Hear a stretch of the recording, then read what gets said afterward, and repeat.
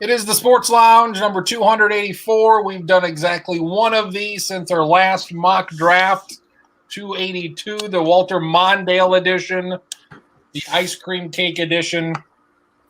Here we go. Schottenkirk in the yellow shirt with the good hat. Marcus Raxer right here. Sir Hildebrand, Officer Hildebrand. Official. You guys are staying in line. Stay in line. He'll shoot you. Stackins over here. Anybody know what my shirt is? Stackin knew what my shirt is just by looking at the logo over here. Half logo. Half logo. Is it South Alabama? Oh, boy. South Alabama, Holy shit. 1963. There you go. That's on my part. We're 2 for 2. Well, there we go. NFL draft this coming week, so we'll get to that here in a bit. Stackin, have you had any more kids since we've seen you last? Nope. Just the one. And he's refusing to take a bath right now. So I get out of that duty, which is nice. What an ass. But depending on what the Vikings do at 14 on back in 9 months. Yeah. I mean, it's a possibility. But then again, I thought Case Stefan would have been born like a couple years ago, and that didn't happen. So. That didn't happen. Charlie Hildebrand, anything new with you? Well, I submitted my name to be drafted again this year, but I haven't heard anything from any of the teams, so it's not looking good for year 17 in a row of me trying to get drafted. You keep on hope. Keep on hoping. I mean, I think we need to have a 30-round draft like we used to, and just random guys that are never going to play get drafted. You know, some welder in Youngstown gets picked. You know, he's got no hope of playing football, but hey, he got drafted. Got drafted on the practice squad for 3 weeks. Really briefly, he was in talks to sign a sponsorship deal with the car dealership, and then it fell through. He showed up. He was totally out of shape. We knew that going in. Everything was fine. So. Those type of guys. Yeah. Marcus Straxer, anything new in Mitchell? Corn Palace, still doing well. You live here. You know that. I live on the other side of town. You do. It's polar opposites. It's like West Berlin, East Berlin, really. So hard to really a grasp on what the hell's happening. Yeah. I haven't visited you in a month. Hard to know what's happening. Very windy. Who's controlling the Cabela's then? Which side of town? That's the demilitarized zone. So we. Oh, okay. Like, that's the 49th parallel. Yeah. There we go. David Schottenkirk, how close are you to Stackin, do you think? I think we're about 5 miles apart. Maybe at the end of this, we drive over to his house. We'll see if you get there by the time the show. Put your hand up to his hand. All right. See over. There we go. And you got what, ice cream cake for where that is? That a special occasion? What's this about? Kelsey's birthday was on Wednesday. Oh yeah, happy birthday! There we go. All right, folks, we got the draft. Anything else before we begin? I feel like I should say we've done some format of this show for 10 years, essentially, right? If not more. This is our 11th or 12th mock draft of some sorts, I think. To me, it's our proudest tradition. I wasn't even there from the start, but I like that we still do it every year. I do 55 minutes of prep ahead of time, and that was probably too much. It's just a sheer guess of what I think Buffalo should do at number 30. We're doing this in April. There is football involving our alma maters, the place we went to school, and for God's sakes, they're the number 1 seed. They might actually go to the national championship game. So that's they beat North Dakota State. That seems to tell you that they're a pretty good team. So I'm eager to see if that's what ends up, if they do end up going to Frisco. And I don't know what you guys think, but I'm thoroughly enthralled. I'm following it to the tilt. This is the only time that we've ever had college football played at the same time the NFL draft is going, at least in our lifetimes, I believe, right? Someone correct me if I'm wrong. Over or under 3,000 Jackrabbit fans making it down to Frisco if the team makes it there, because they didn't make it to Brookings yesterday for the game. I really think that it'll be over that. I had that same thought. just mainly because people don't want to be left out. If a bunch of people are going down to Texas for 5 days of celebrating or whatever it's going to be. Yeah. Debauchery, yes. So, but I mean, you had a perfect day on Saturday, and it sounds like there was a problem with the tickets, but even then, you didn't have more than 4,000 people. So, yeah. Is it that it's Holy Cross? I mean, it's spring season. I was telling Travis on the podcast this week that I don't care nearly as much, or like my excitement level is not to where it would be if this was in the fall, because I think the spring football season is just watered down with cancellations, and like it just doesn't feel like it's truly football season. I'm still cheering for them, of course, and I hope they win it all, but just my level of overall excitement and enthusiasm for this is less than it would be if it was a regular season. I think you look at the gazillion-time national champions, North Dakota State, obviously they've had 2 losses this year. It's a debacle of a season. But they have not had a sellout even with the COVID. I think they maybe had 1 all year. So the interest is lower. I mean, who wants to go sit in a dome on a beautiful April day when you could be doing something else? It's Fargo. It's not that great. So let's. Seconded. You understand my point. You get where I'm saying. I do. All right. Why get drunk in the Fargo Dome when you can go to Drecker or any of the other local breweries down there? Get drunk out in the street. It's hammered. Fargo, like you said. Get drunk wherever. Yep. 8 o'clock on a Sunday night. Is that a good time for a football game? Yes. Well, if you're only watching on TV, it's great. What if you got to work the next day? Is that a good? It's not going to be good. It's not going to be good. Like, I mean, why not have it on even a Saturday night? Like Sunday night? At the end of April. They really play next Sunday? Go ahead, David. What do we need? Is there a game right now? Or do they play at 8 o'clock next Sunday? SDSU plays at 8 o'clock next Sunday. There's Jesus Christ. That's all 4 fucking FCS awful. games next week are on Sunday. There's 2 at 2, 1 at 5, another 1 at 8. SDSU. Well, it makes sense with the draft. You can't. It does make sense with the draft, yeah. To be fair, though, we're not talking about the first or the second round of the draft either, though. I mean, we're not.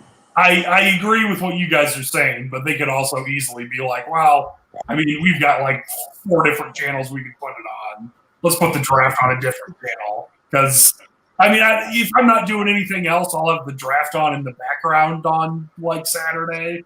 But unless it's the Dolphins picking, I don't really pay attention outside of like the first 2 rounds at least. You look at it the other way. I don't know. I mean, who can even keep track how much ESPN pays for the NFL, what the draft is worth to them? But we know they make a crap ton of money off of it, having it on. So they're going to have it on ESPN.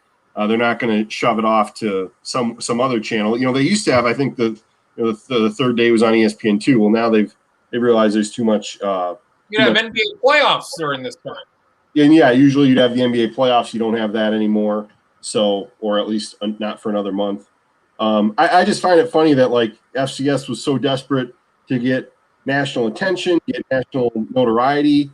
They're playing in the spring. They thought they'd get more of that. I mean, they've gotten some, but it's not everything we're talking about. It is big, though. Dave Pasch is going to call the semifinals and the championship game. So that is significant because we don't get, who was it? On Aziz or whatever, Anish, whatever that the guy who used to work for Fox. Bless me. I can't even get it right anymore. I may as well just sneeze a name out. Dave Pasch all the games last year for CNN. Yeah, for Zerkow, yes. When are the Hickman, RIP. The following week? When are the games on the semifinals? What, 2 and? I think they're both on Saturday, and the last I saw, one was supposed to be at like 11, and the other one's supposed to be at like 7. So normal times on a Saturday. There we go. So we'll see what happens. They should win. We'll see what happens. Southern Illinois this week. See what happens, and probably Jacksonville State after that. So we will see who they play coming up here. Schottenkirk. The Twins are not good. No. It's not fun to watch. I'm waiting for something to happen here. Offense bad. The offense isn't bad. The pitching sucks. Well, your enjoyment of this team right now, they've lost 11 of 13. What was it? The Wednesday game, the Thursday game was terrible against Oakland. How far do you ride this team? We're 20 games in, a lot of baseball to play. How long before you say, all right, this is enough? I'm willing to give them some time. Obviously, it's still early. They have not performed at all like most people thought they were going to. But again, at 7-13, most teams, even most good teams, are going to have a stretch like this throughout a season. It just sucks when it's at the beginning. Thankfully, the White Sox looks like the only team that should be competitive. The Royals are off to a decent start, but I think things warm up. They get started a little bit. They pitch the ball a little bit better. I think they're still going to be very competitive, but I kind of thought the White Sox were going to win the division before the year, and this first 3 weeks doesn't make it any doesn't change my opinion. So, Marcus, what would Drew say if Drew was here? What would he say? Do you think? What's his big gripes this season? First, he would say this is denim. He would say that denim. Wearing, let you know about the denim. I think he'd be frustrated about the pitching. Be frustrated about the offense. That these guys, I mean, you've basically got like 2 guys that are hitting, 3 guys that are hitting. You've got Buxton hitting, which is really the only thing people wanted for 5 years, and now he's doing it. And the rest of the team sucks. Everybody put their hitting ability into him so he could hit. Now nobody else can hit. Like the ball in Space Jam. Nobody else can hit now. You've got Donaldson, who is having moments where he's hitting. Cruz is having moments where he's hitting, but it's so spotty. You're just so frustrated. And the bullpen, I mean, to sort of answer the question you gave David, they're not fun to watch. I just can't watch them. David knows my Sunday habits. David and I, we have a little golf thing we do every week, and we have a little NASCAR thing we do every week. I watched golf and NASCAR over the Twins today. amen. I don't care right now. They're not fun to watch. They're not interesting. The games that are either longer than 9 innings or shorter than 9 innings, those are the ones they lose. They just played the Pirates, a team that should be among the worst in baseball. They played them at home. They did not win the series. They lost 2 out of 3. So I don't know. I think it would be a little, and maybe this would be my guess at what Amon would say. Definitely reason to be frustrated at what seems to be kind of the kumbaya attitude of Rocco Baldelli. And who exactly is going to light a fire under this team? And I don't know who that's going to be. I think you would look at a guy like Josh Toby Gardenhire. Toby Gardner, come on down from the St. Paul Saints. You're up. They don't really have the leaders in the pitching department to do that.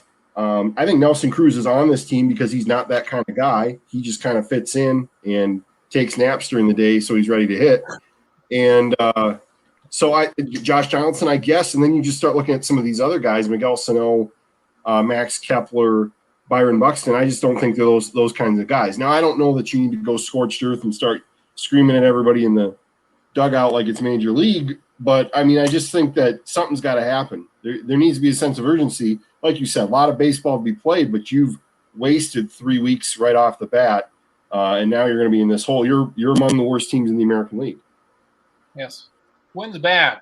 Plenty of time to turn it around. Draft coming up here Thursday, Friday, Saturday. Charlie, your Dolphins pulled off some trades here a couple weeks ago. Traded down, traded up, traded this way, traded that way. When your team's making these trades, excitement, and they were pretty good last year. The reasoning behind these trades, get more picks. We'll get to their first pick here in a bit, but what was your excitement level when they were making all those trades there about a month ago? It was pretty high. This is the highest excitement level I think I've had for the Dolphins in, 15, 20 years. It's been a long time. Now, I don't know how confident I am that they're going to follow through and build a consistent winner with all these, but I would think the first step would be like, hey, let's get a bunch of picks and hopefully draft some guys that end up being good. And I like that they've done this so far. I don't know. I mean, I think it's also worth noting that they were really good the first year under Adam Gase, and then the bottom fell out. I think Tony Sperano, they were good the first year and made the playoffs, and the bottom fell out. So, R.I.P. All right, RIP. Damn it, Marcus. Damn it. we're early. It's like, hey, something going, and then it just completely falls apart. So I hope that does not happen. But I'm past cautious. I'm not mega optimistic, but I'm farther than cautiously optimistic, which is saying something for me with the Dolphins. I'd also like to say R.I.P. to the guy who had the cocaine a few years ago in the coaching staff with the Dolphins. I forget. Yeah, the tight ends But- coach. That's the the guy that's the coach of the Lions now, right? Dan Campbell? No. That's it what wasn't we. Dan That's Campbell. what I thought. That's what Stacken thought. I'm like, this is the cocaine guy, right?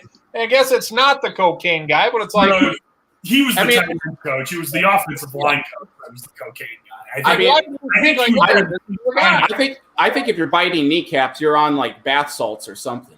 You're on something.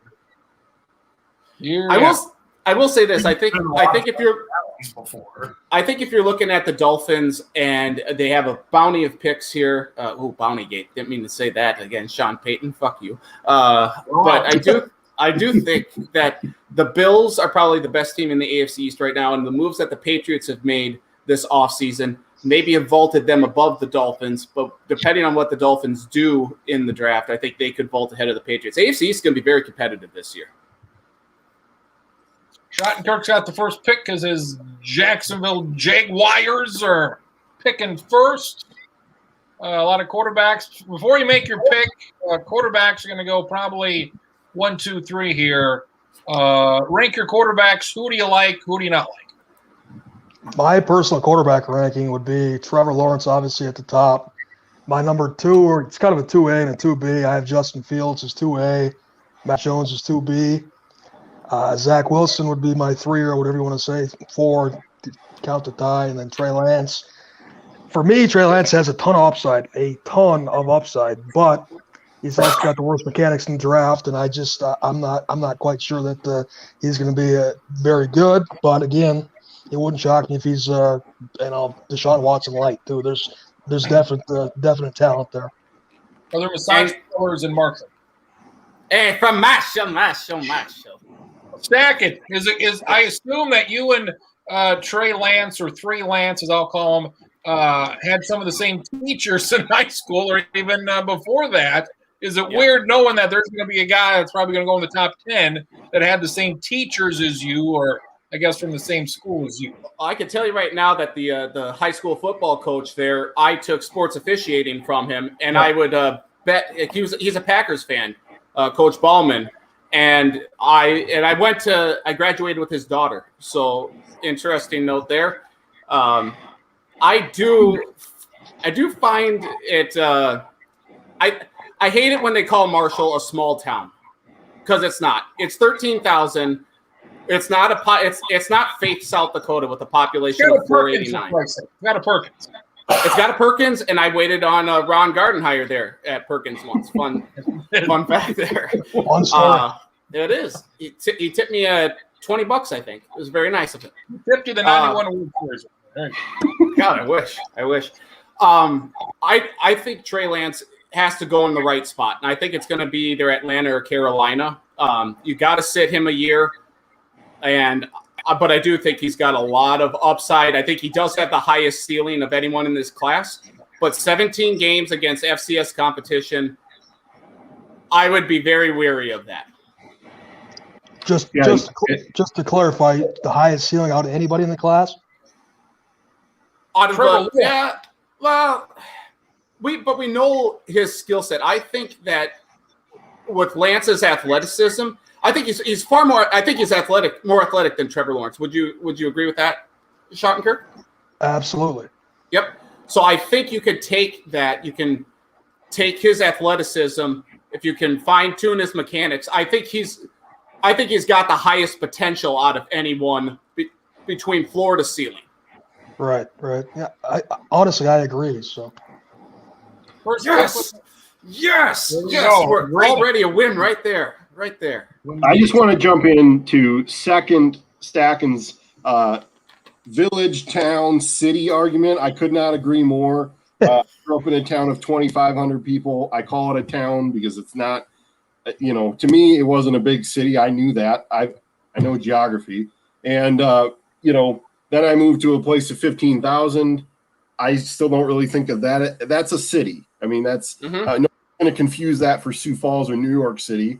But I mean, come on. I think some of these people, they go to a place that's only 12,000 people like Marshall or whatever, and they're like, oh yeah, here I am in Podunk, USA, and it's like, drive to Mount Vernon where Chad Greenway was from, or when college places. I mean, when College Game Day did a piece on Trey Lance during the regular season, it would have been October, the day they played Central Arkansas.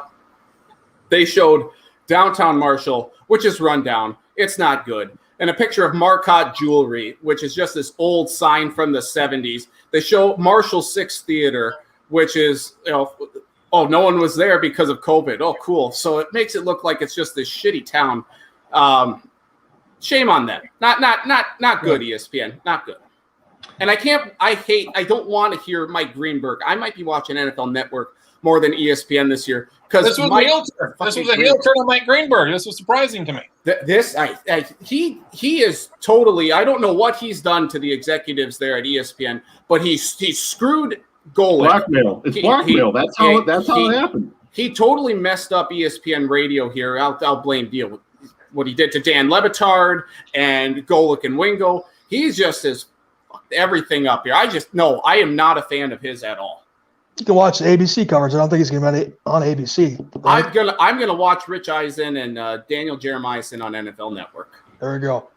Real quick, I would heard what both Stackett and Traxler said, and say as someone who grew up just outside Sioux City, Iowa, where there's like 100,000 people. People do the same thing with Sioux City also. Like, oh, look at this small town, and it's like, well, yeah, I get it's not Los Angeles, but I mean 100,000 is not that small. And I get it. It's Marshall, 13,680 people live there. It's not Minneapolis. It's not Milwaukee. It's not Chicago. It's not LA. So it's very small by those standards. But it's easily the biggest town in Southwest Minnesota by a landslide. Like the next biggest town is Wilmer with about 18,000. And that's 60 miles to the northeast. I mean, it's ridiculous. And Wilmer sucks. So that's. Well, yeah. I mean, we do have that. Well said. Well said. I would agree with kind of the breakdown of the quarterbacks. I think Trevor Lawrence is number one without question.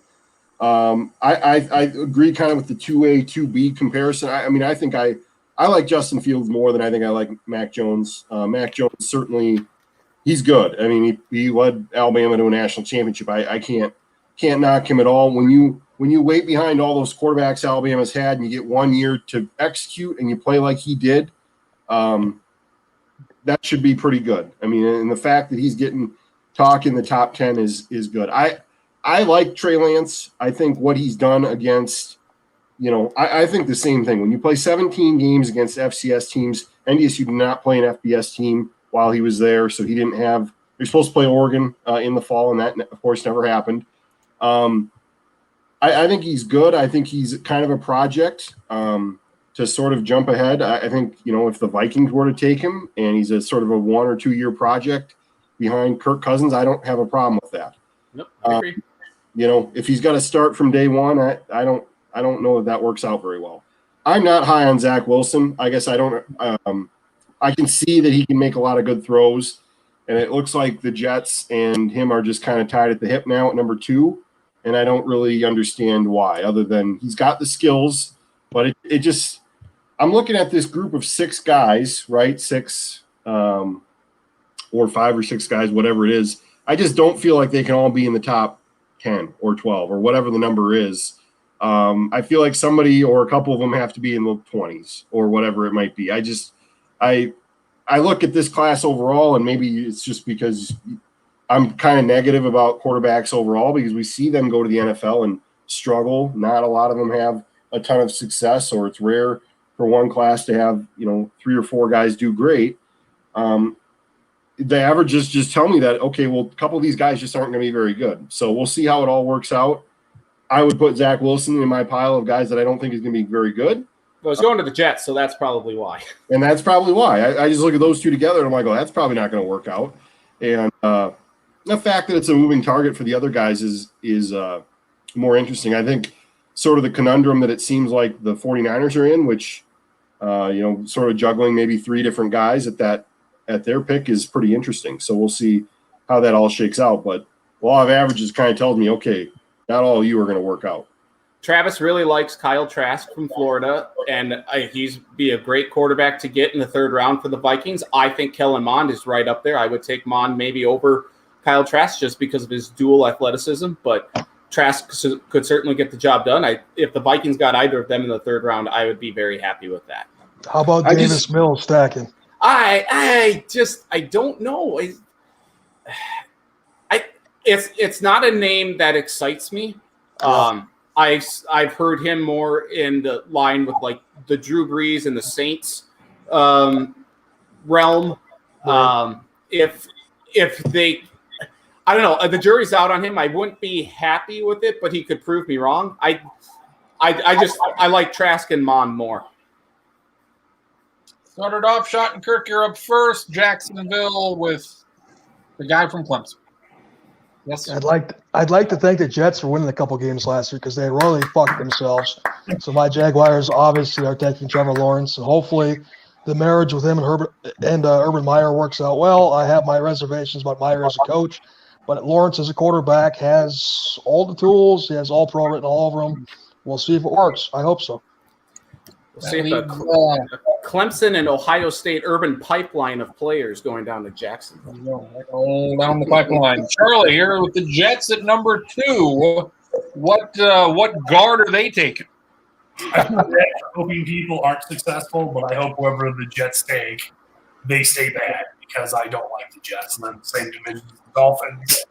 I don't know if Zach Wilson's going to be good in the NFL or not. Like it was brought up, I don't think going to the Jets is helpful to anybody, but I think the Jets are going to take Zach Wilson.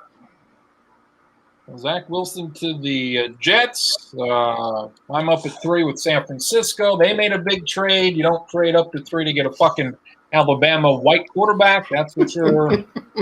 Justin Fields tore Clemson a new ass on New Year's Day, so that was good to see.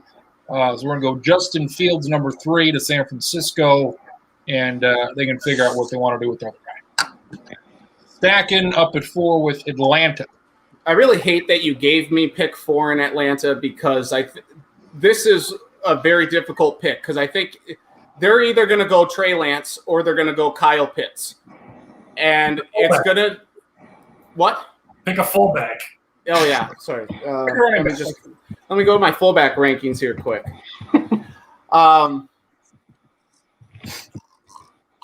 think the quarterback is going to win out here because I think they're going to look at Matt Ryan, a couple of years left, perhaps. Yes, Kyle Pitts is the best tight end. He's way better than Eric Ebron, who went in the top 10 a number of years ago, which I called one of my gems. I'm going to give Atlanta Trey Lance out of North Dakota State. Hey, be honest, Stack, and you've been looking at my personal mock draft or sheet, haven't you? I have not. Okay, all right. It's Lance or Pitts. It really is. I can't fault them for either pick if they go that way. I think if Lance doesn't go here, then a team like Denver or New England is going to try and trade up and get him. Yep. Marcus, you're up with Cincinnati at number 5. Don't screw this up, Marcus. I'm almost positive I'm going to screw this up because this is not – I don't like having to have this pick. I feel like this might be the first place where we get one wrong, and I don't want us to get one wrong. I want this to be good. Cincinnati obviously took Joe Burrow last year. Big struggle for him because they couldn't keep him upright. So the logic would seem to be, hey, you got to take an offensive tackle. Penei Sewell, don't overthink this because you got to protect your first-round pick. Don't overthink it. Don't overthink it. No, let me just put this out there, though. Everything Stacken just said about Kyle Pitts is right. I mean, he may be the best player in this draft out of all the players. I mean, just an unbelievable amount of skill. But I'm leaving him on the table for Charlie. Penei will be the pick for the Bengals at number 5. That's the right pick, even if it doesn't turn out that way. I Let's hope go. Well, only played 10 games last year. You gotta take the tackle. All right, so Marcus, who did you pick? Pitts or Sewell? Sewell, I'm sorry. Okay. I like to get the build up, Okay, that's good pick. Good pick. So he's going there. I can't imagine. I don't. Have quarterbacks ever gone 1, 2, 3 before in the draft? Maybe. Yes. Can't imagine they've ever gone 1, 2, 3, 4. I just Never that. Let me get it up. I think it was the year. What was it? Donovan McNabb, Akili Smith, and Cade Cade McNown. McNown. Cade McNown, I think. Yeah. Shoddy, I what are don't you think there's ever drinking? been 3, but I know there hasn't been 4 in a row. So Right. we've got 4 quarterbacks. Trey Lance going 4, and Kyle Pitts, I guess, surprisingly not. Still out there for the Dolphins. Charlie are at number 6. The Dolphins have them. They've got, I guess, their pick of the. I guess you can call Kyle Pitts a receiver. Your top 2 receivers are out there for a quarterback. Yeah, I think this would work out great for the Dolphins. I mean, like I said, I would hope that Sewell would fall so they could get him. They can't get him. They basically have every skill player that's not a quarterback available. So this would be as good as you could ask for. This is still really tough. I didn't know if Pitts would fall this far. So I'm torn between Pitts and the LSU receiver, R. Chase. They could take Devontae Smith, too. I think it would be one of those 3 in this spot. I'm going to go with Jamar Chase from LSU. Oh, boy. Jamar Chase at 6 for the Dolphins. Kyle Pitts continue to slide. Detroit. Do they need a pass catcher? Mr. Schottenkirk still there for you and the Lions at 7. Yeah, if it falls this way, the Lions do have T.J. Hawkinson. Obviously, he's not Kyle Pitts. They need a receiver. I was personally hoping that I could take Chase for the Lions, but if Pitts makes the 7, the Lions have to take him. He's a weapon that they need. They would take him in a heartbeat. So I'll go Kyle Pitts. Kyle Pitts 7 to Detroit. I've got Carolina at 8. So they've got a new quarterback who may not be any good, but they've got a new quarterback. Sam Darnold, not a great. Probably no defensive lineman in the top at least 10. We're going to take the Northwestern offensive lineman Rashawn Slater. He goes 8 to Carolina. Nathan, you're up number 9 to Denver. Who'd Schottenkirk Yeah. take then? At 7? Schottenkirk had Kyle Pitts at 7. That's right. Sorry. What are you drinking in the blue cup? We need to get that answered here. It's a little bit of apple juice and some Crown Royal. Okay, good stuff. Oh, right. I should drink more apple juice. That's not something I buy. I was at Target recently, and they have like these rounded off glass bottles of apple juice. And there was like a case of like 12 of them. I'd never seen those before. Huh. Are they shaped like an apple? They're shaped like a circle, like a globe. Holy cow. I'll buy some. I'll split it with you. Keep talking with the apple juice talks here because Denver's on the clock here. And Just pick the tallest quarterback left, and they'll be I'm making Pepsi Zero Sugar here because I got it free from work. This is the new thing with the Zero Sugar, and Mountain Dew's got it. I saw a Dr. Pepper commercial yesterday. They're all black cans. They're all black cans. The black can means no sugar. I don't know who made this decision, but this is the decision that's been made. If the can is black, it's no sugar. Also, I was at Walmart here a couple hours ago looking for Dunkaroos. Oh, Dunkaroos are so good. Oh, I looked so in the good. cookie section because where in the hell else would Dunkaroos be? Coca-Cola's there, and what color's a goddamn can? The goddamn Coke. Coke, it's black. So whoever made the decision to go black, and that's vanilla. That's even vanilla. As Black is the color without white, so it can be without sugar also. I don't. It's very strange. And then the Dunkaroos with yogurt. I don't want that. I'm sure it tastes fine. It was in the yogurt section. I'm looking for the frosting. It wasn't in the cookie section. I also found Dunkaroo cookies, sugar cookies, like actual sugar cookies you bake. Dunkaroo, whatever the hell that is. Couldn't find actually what I was looking for. It's 2021 and Dunkaroos are back, baby. It was a big year. It was a big year for the Dunkaroos. Big. As I told some of our people here, the advertising works. It worked. It got me to buy all this Coke Zero Vanilla. So good job, advertising. Way to go. I do feel bad that I feel bad I didn't have a Wendy's or Pizza Hut during March Madness. That was a mistake on my part, but I did drink a whole bunch of Coke, vanilla, cherry Coke, vanilla, cherry Coke, or Coke vanilla orange. So good job. Well, it was a crime to have Reggie Miller in the Wendy's ads when he wasn't doing the games, because I thought this was going to be a Reggie Miller free tournament, and it wasn't. And that's a shame. Well, at least we did have to hear him call games with Dan Bonner and Kevin Hart. That's the beauty. Denver, have you reached it over the mountains yet? Have we gotten a pick in from Denver? We got, we're a little high right now here in Denver, so just give us some time here. Those Doritos look good. We're gonna have to go make a run here after that. But Doritos. Weren't you having Doritos there? I was eating bacon. Oh, it looked like a Dorito. Well, anyway, this Broncos pick powered by Funyuns. Yeah. This isn't the goddamn 29th pick. This is the 9th pick. We need some Cheetos here because we're really high. But we're going to take we're really high on Micah Parsons, linebacker out of Penn State. So we're going to go Parsons to Denver. Parsons to Denver at 9. Marcus, you're up again. How about them Cowboys? I got to say, it feels like I've had Dallas before, and I want to just take the fastest receiver possible. Same thing at Las Vegas. Just take and the Cowboys did it last year. They took CeeDee Lamb. They don't need a receiver. They need help on defense. I believe the best cornerback in the draft is Patrick Surtain. His father played in the NFL. He will now play in the NFL for the Dallas Cowboys. Second round of picks. Charlie, a lot of kids now. Charlie, a lot of people that we've seen play and other kids are playing. How does that make us feel? It makes me feel really old. There's nothing like when you look around and you're like, wait, I'm 35 now. So I'm like double age. Some of these college players. Nobody was being drafted, but man, in like a few more years, it's going to be that. I see that Asante Samuel Jr. is out. Asante Samuel Jr. Like he was just playing like 8 years ago, 9 years ago. I feel like I remember us talking about him like when we were still doing the sport. Yes. Like, well, now he's got a kid out there. So the one that hit me was J.C. Horn today. I had no idea that was Joe Horn's kid. So really, I didn't know that either. He's going to go in the first round, so you'll hear that this week. Kenyon Martin's kid. Kenyon Martin's kid. That was something. Well, there was drafted in the 2000s. His kid's now getting in the league. Well, I was just Saturday, to say, Jermaine O'Neal's kid was like dominating in volleyball for Texas.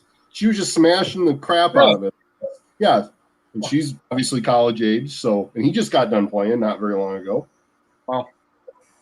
Well, we got 4 quarterbacks. Recap the top 10 here. Quarterbacks went in the top 4.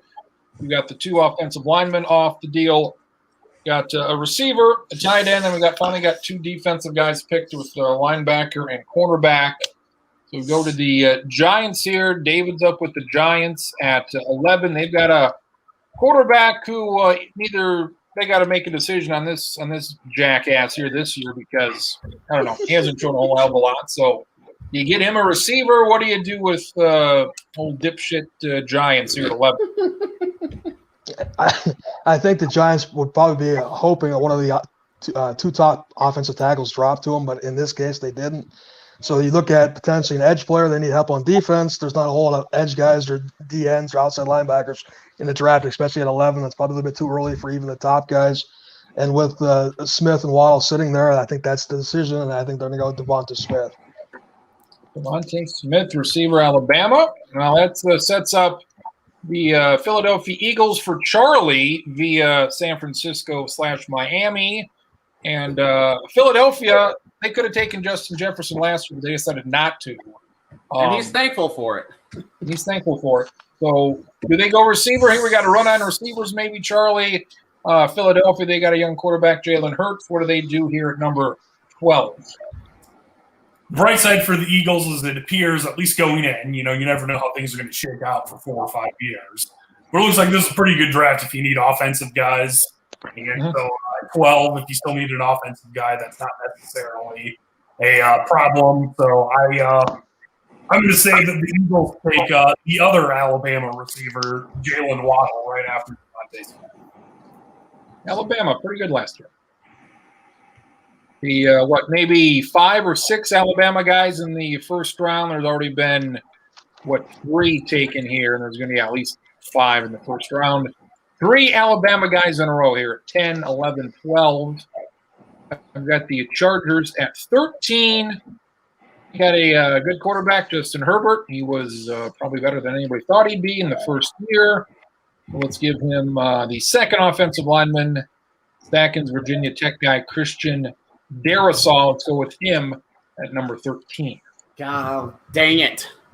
At Stacken, your Vikings are up. Just so happens you've got this pick, a random draw. You got the pick somehow.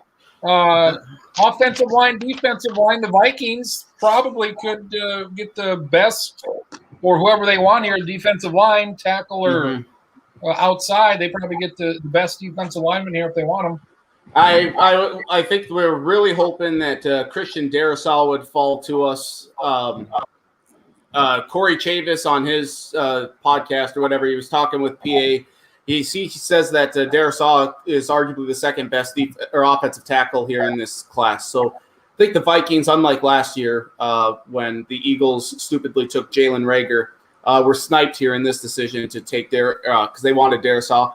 And unfortunately, they will reluctantly take Kwity Paye, defensive end from Michigan. I don't want this guy. I think, and Schottenkirk could speak to this a little bit more, but I think Elijah Vera Tucker might be a bit of a reach here at 14. He can certainly fill in more about this guy, but I'm going to have to go with Kwity Paye from Michigan. Sounds like a winner to me. No, it's not. I feel you, Stacking. I can tell just in this mock draft, you feel like how I felt when the Dolphins drafted Ed Jr. first round. Oh, it would help, but they need to protect Kirk Cousins, but you can't reach. I would hope they would trade out. If the 3 offensive tackles are gone at this point, the Vikings should trade down. Trade down, get a second-round pick. You can't do it. Hey, Stacken, what do you think of Ben Lieber? I like him. He's a good analyst. As an analyst, okay. He's fine. He's fine. His top offensive lineman, and take it for what it's worth. Obviously, he wasn't an offensive lineman, but he played in the league, and he has been doing it for a while. Whatever, all this analyzing. His top offensive lineman in the draft is Elijah Vera Tucker. Just as an FYI. Okay, is it because of the versatility? Because I've seen him kind of mixed in with guard and tackle. Okay. Yep. So and I agree with you. I don't think they should take him at 14, but there's more than a few people that think he's going to go higher than a lot of people think. So okay, all right, because this would be like a Christian Ponder reach, I would think. Well, maybe okay. That was bad. That's that was a low blow to Elijah Vera Tucker. You want an offensive lineman? Pick an offensive line. They need an offensive. It's a very deep class for tackle. I don't know. I think him going 14 is a little bit of a reach. I would agree. I think the Vikings are in the mode of, we had it a few years ago with Bradbury, where if they take an offensive lineman in the first round, it doesn't matter if we know anything about him or not, the fan base will be happy. And you don't always have that where a fan base is happy that you took an offensive lineman. But it's been such a problem over the last however many years that if the Vikings take any offensive lineman that people believe in, it's a good step forward. I agree. You don't want to reach for a guy in the first round, but hard for them to take an offensive lineman and for me to be real upset about it if that's what ends up happening. That being said, the Vikings have been well served for a long time by taking best player available. To me, that means best skill player available. They do need defensive line rush help. The pass rush was awful last year, so a guy like Kwity Paye, who has a good backstory, if he's able to be the guy, great. The Vikings also have a track record of turning fourth-round picks into that guy too, so that's not all bad. But I don't really have a big problem with taking a receiver in the first round if that's what it ends up warranting or ends up being. Only if one of the 2 Alabama guys fall. And then right? Right, and that's the type of guy you're thinking of. Yeah, for sure. Yeah. And if Mac Jones goes in the top 10, another guy's gonna fall. So yeah, it's very possible that there's gonna be somebody out there. Marcus, you're up 15 here with New England. Well, I really don't want to do this, not because of the guy, but it just doesn't seem like something they would do. But I'm going to have Mac Jones go to the Patriots here at number 15. They have defensive issues, but I really don't want to think about that. It's hard to figure out what they would do. I'm sure they'll take a defensive guy, but Mac Jones, they need a quarterback. They're going to try to roll the dice with Cam Newton once again. Cam Newton. Cam Newton. And they didn't go well last year. I've waited It long seems enough. like the Patriots are hard team to pick for in mock drafts because you just never know what they're going to do ever, no matter what. Yeah, Mac Jones at 15. That would be something halfway through the first round. Is Mac Jones a guy that somebody expects somebody to trade up for him if he falls to 15, or if he falls out of the top 10? Is he going to be a guy that somebody's going to trade up for, or are we going to be waiting here like pick 25 and he's still going to be up there? Which one is there's mock drafts out there that think that the Patriots are going to trade up from 15 to 10 or whatever and try to get, if Justin Fields is still sitting there or whoever it might be. So who knows? If it plays out like we have it with quarterbacks going 1 through 4, and Mac Jones is the only guy left that everyone kind of has a consensus first round grade on, somebody's going to move up to 8, 9, or 10 to get him. I don't know who it's going to be. It might be New England. It might be Chicago. It might be somebody. I know Chicago doesn't have a whole lot to move up with, but somebody's going up to get him if quarterbacks go 1 through 4. If Jones were to go 3 to San Francisco, which you gave up so much to get up to number 3, I would think a pick of Mac Jones is not that would not excite that fan base for how much they had to give up. I think that's when you see a lot of the trades really happen between Denver and New England or anyone else who wants Detroit? Justin Fields or a trade. Detroit moves down. Detroit wants to go back desperately. Right. I'm just saying, like, you're going to see a Denver, a New England, any other team that wants a quarterback, because Justin Fields or Trey Lance would then fall. I think if San Francisco goes Mac Jones at 3, you're going to see a lot more teams trading up into the top 10 for Fields and Lance. If Mac Jones goes 3, you might see somebody try to get up to 4 to Atlanta to take Fields. Yes. Lance. Yep. Yeah, absolutely. Charlie, would you hate it if the Dolphins picked Trey Lance at 6? I can't tell you how angry I would be. You guys said would go out the window. I might pull a Schottenkirk and just switch favorite teams if the Dolphins. Be like, that's it. I'm a Chargers fan now. I like that. That's it. Dare I say you would be bolting for the LAC? Wow. Pretty good. He would make a charge for them. Fair. The first one was better. I know. A team that has a quarterback, Kyler Murray, a team that picked quarterbacks fairly high, back-to-back drafts. Arizona, they're up at 16, or they just barely missed out on the playoffs. Schottenkirk 16, Arizona. Yeah, they need defensive help. I'm looking at either linebacker or cornerback, and there's a couple of guys that I have my eye on. But if the board falls this way, I'm going to take Sackins' guy, Caleb Farley, the cornerback from Virginia Tech. They need all the help they can get. He has a couple of durability issues and some quasi attitude issues, but I think he's on his best day. He's probably the most talented corner in the draft, so they're going to go ahead and take him. So two Virginia Tech people here in this in the top 20. Take a look here. What do I got? Vegas at 17. Raiders. It'll be a bad pick here. I mean, you may as well just take a kicker here. Who'd be a stupid pick? I've got him taking a linebacker from Notre Dame in my ideal. Let's see. Has anybody fallen quite significantly? No. Oh, who the hell knows? Let's see. Give me a Raiders stack. I'll give you a Derek Carr. Give me a Son of a bitch. Give me the big growl. Give him the big growl. Chris Berman. I was thinking I'm sorry. very good. Kidney stones and all right there. That was good. Also, thinking about it now, would the most Raiders thing be to just be like, we're trading up to – I mean, even though we all think he's probably going to be good, we're trading up to get a tight end, number 4 overall. That sounds like the Raiders would do. Raiders are interesting. Let's go with the offensive lineman for USC, Vera Tucker. Let's put him at number 17. Go with him. Stay on the West Coast.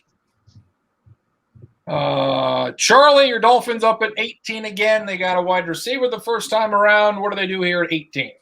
Their normal pick. The second time in this draft that the person I would hope would fall to the Dolphins was selected one pick before. So I guess, they still need an offensive lineman. I don't think there's any that are as great value-wise there, so I guess they are going with the Miami defensive end who doesn't have to travel very far, Jalen Phillips, because they need pass rushing help. Jalen Phillips. I got him going to the Vikings. For my guy, so Phillips to the Dolphins, stays in town. At number 18, Nathan, the Washington squad. The Washington Indians at 19. Who do you like? It's the Washington football team now. That's right. what they will be. WFTs. Not to be confused with WTF, which is what they do a lot of the time in the draft. Any nickname you could come up with. They're like, nope, we're not even going to do that, right? Thanks a lot. Honestly, I kind of like. I like it. I really do. Let's see here. Washington has a few different needs they could go with here.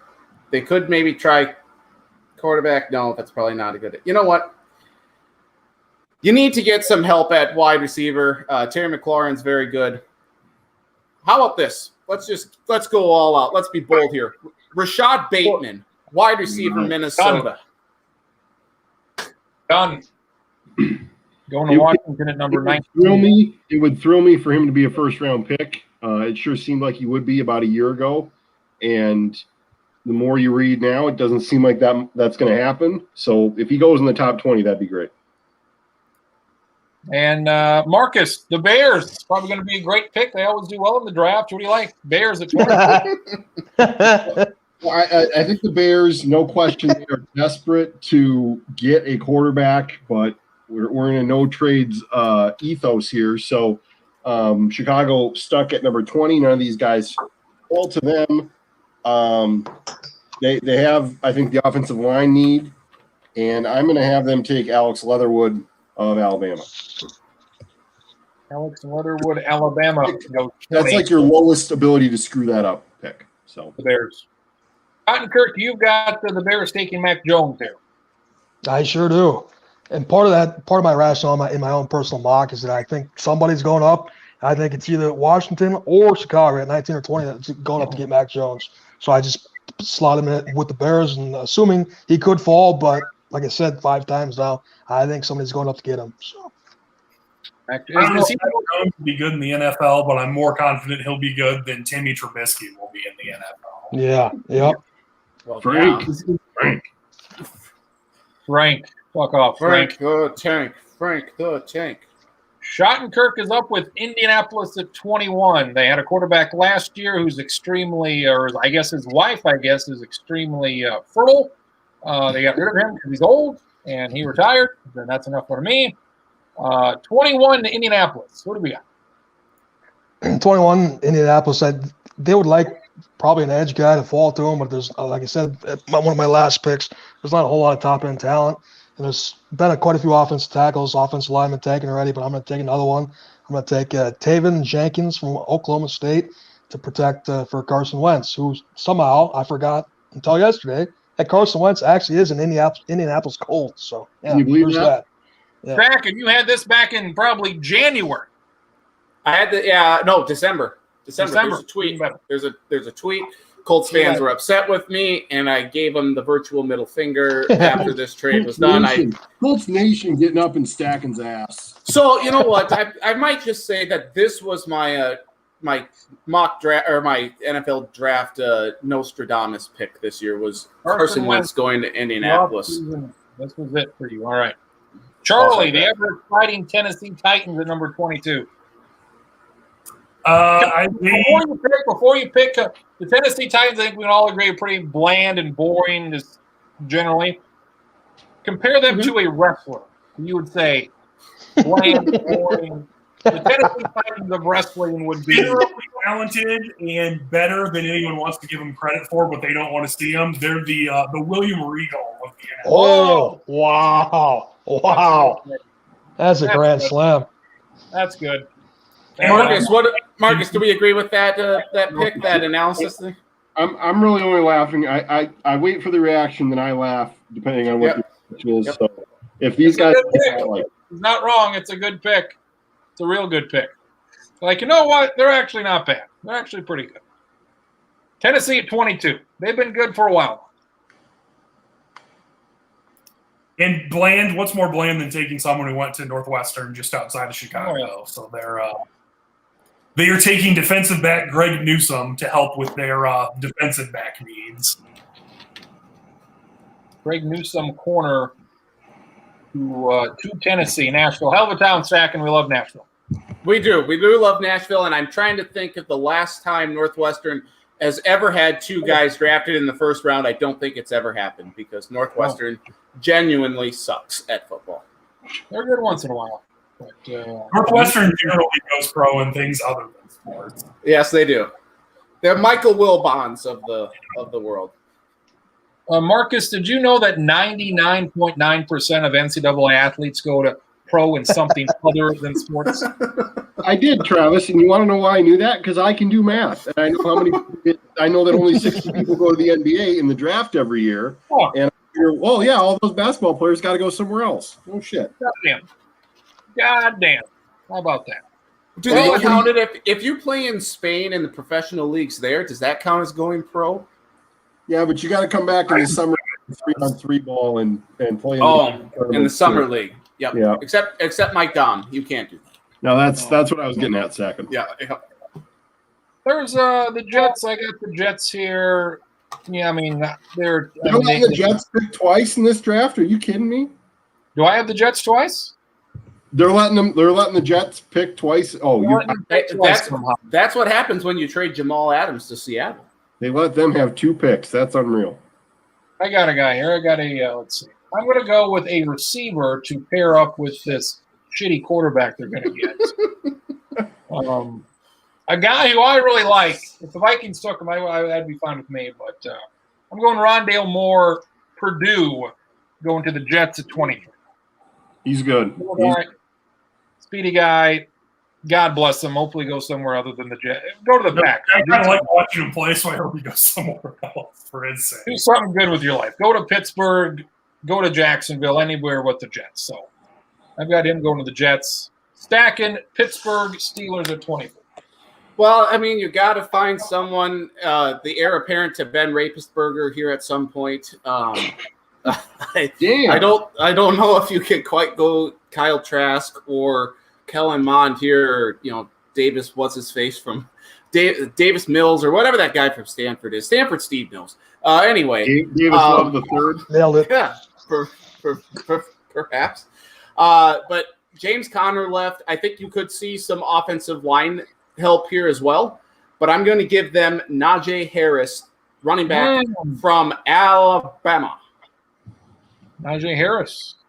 I don't know what the stat is. I think it's like they've drafted a defensive guy like 9 years in a row or something like that. So they have a new receiver every year. You'd think they were taking receivers in the first round all the time. We'll see what happens with Pittsburgh, where they usually take like a linebacker, defensive end guy, and Schottenkirk, second time that's scored. Yes. I was just going to say they could go center here. Creed Humphrey from Alabama would be potential guy there. Jacksonville here, they get this from the Rams. Was this the Jalen Ramsey trade, I assume? I believe so. That sounds right. They this might take me a while, but I'm going somewhere, I promise. Build to it. The Jags have the first pick, obviously. They have 25, they have 33, they have 45, and they have 65. They have 5 picks. They have 5 picks in the first 65 of a pretty deep draft at a lot of different positions. It scares the hell out of me that with these picks that Urban Meyer is the coach, because I'm not quite sure what they're going to be thinking. There's a ton of guys, if the board falls the way it has tonight, that they should be interested in. But my gigantic hot take for the entire draft, and I'm hoping and praying that the Jags package something 25 and 33 or 25 and 45, and they go up and get an offensive tackle to protect fucking Trevor Lawrence, because their offensive tackles last year were absolutely horrible. And there's a couple of guys pretty high in this draft that are very, very good. Do I think it's going to happen? Probably not. Am I going to be okay if they sit back and take five guys in the top 65? Absolutely. That said, the linebacker from Notre Dame that hasn't been taken, that I think is probably going to go a little bit higher than this, if he's there at 25. I'm not going to try to pronounce his name because I don't want to piss off his mom. I know she's watching. So we're going with the Notre Dame linebacker, and Urban Meyer's going to have himself a big old Woody about it. So.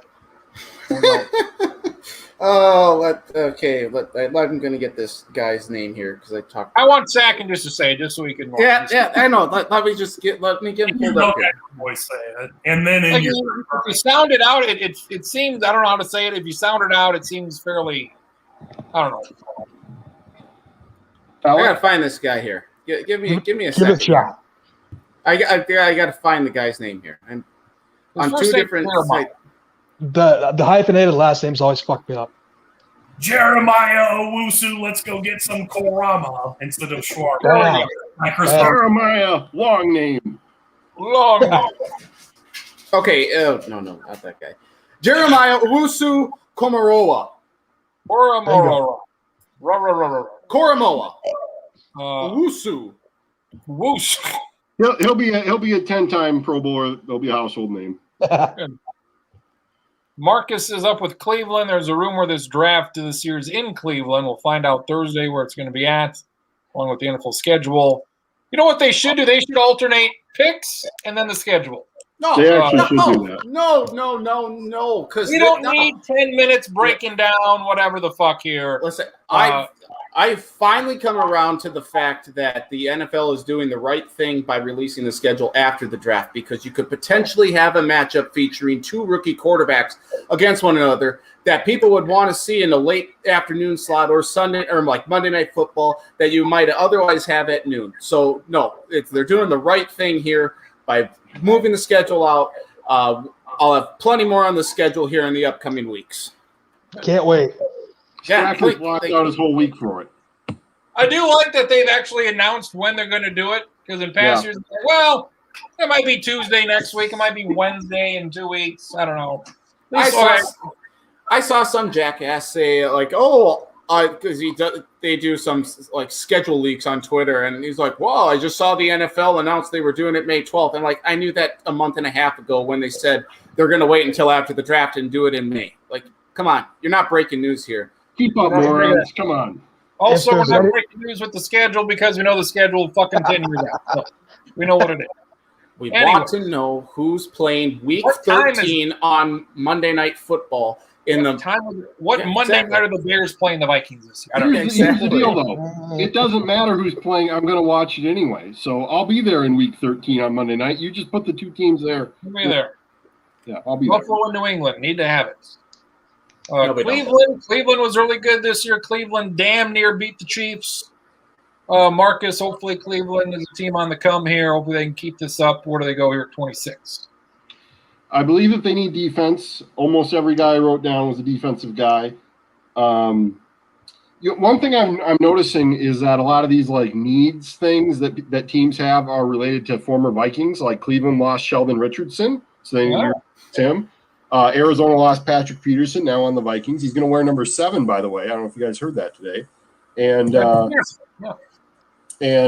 go on down the list. There's other teams with former. Obviously this is a team that got one, but Riley Reif impacted the number 5 pick with Penei Sewell. But guess what? Penei Sewell's better than Riley Reif, so you take Penei Sewell. Yeah.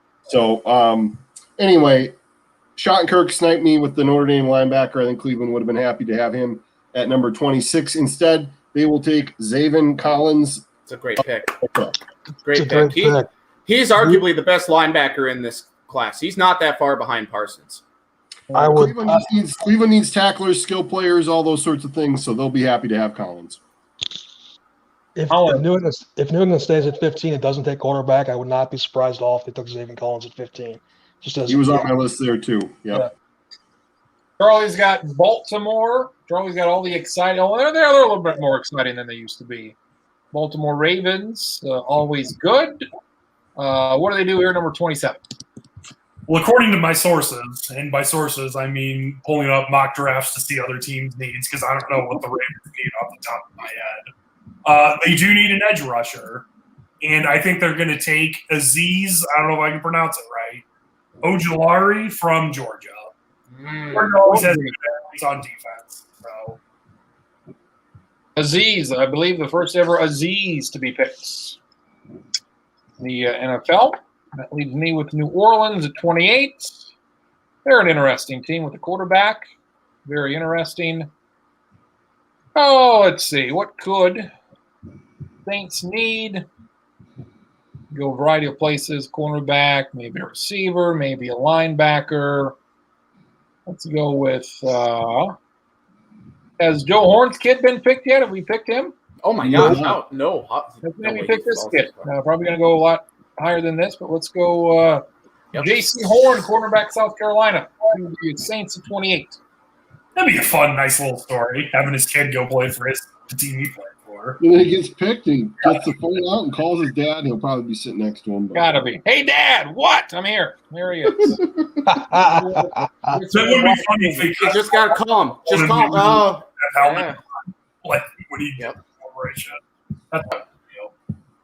Joe Horn's kid to the Saints at 28.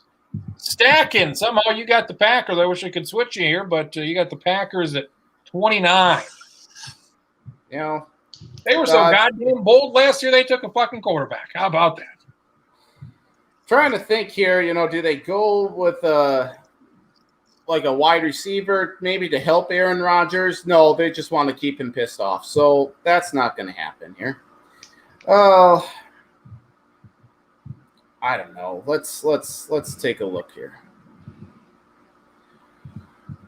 Green Bay Packers, again, fall short of a Super Bowl appearance. They can't even get to the goddamn thing.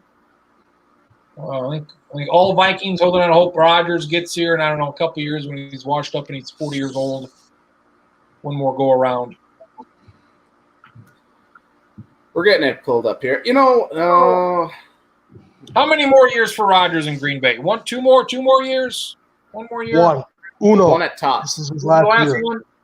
This is last year. Then is there an option thing? What's the Last year, and then like all great Viking or Packers quarterbacks, he's got to be the Vikings quarterback for 3 years. yeah, really, really.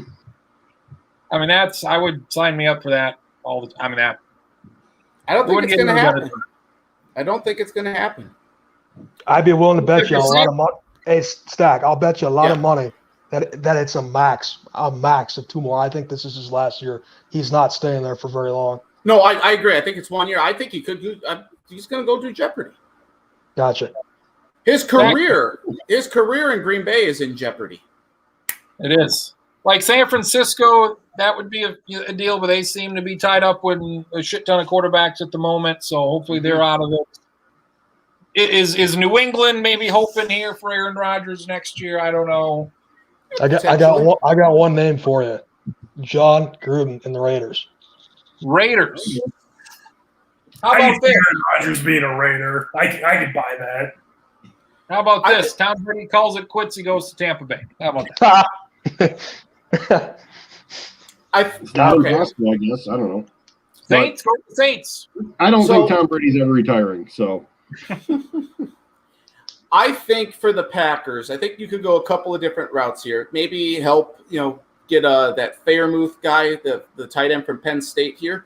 I think that's a bit of a reach, though. I think you're going to go, whatever, fire me. I think they're going to go with defensive tackle here, Christian Barmore from Alabama.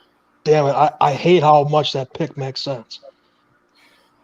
Christian Barmore, defensive lineman. This is a very, very weak defensive tackle class. I think Barmore is actually going to go higher than this, just like J.C. Horn's going to go higher than the 28 to New Orleans. But if you are looking to really pick up a guy in the middle, Vikings don't need that this year because they got Lincoln.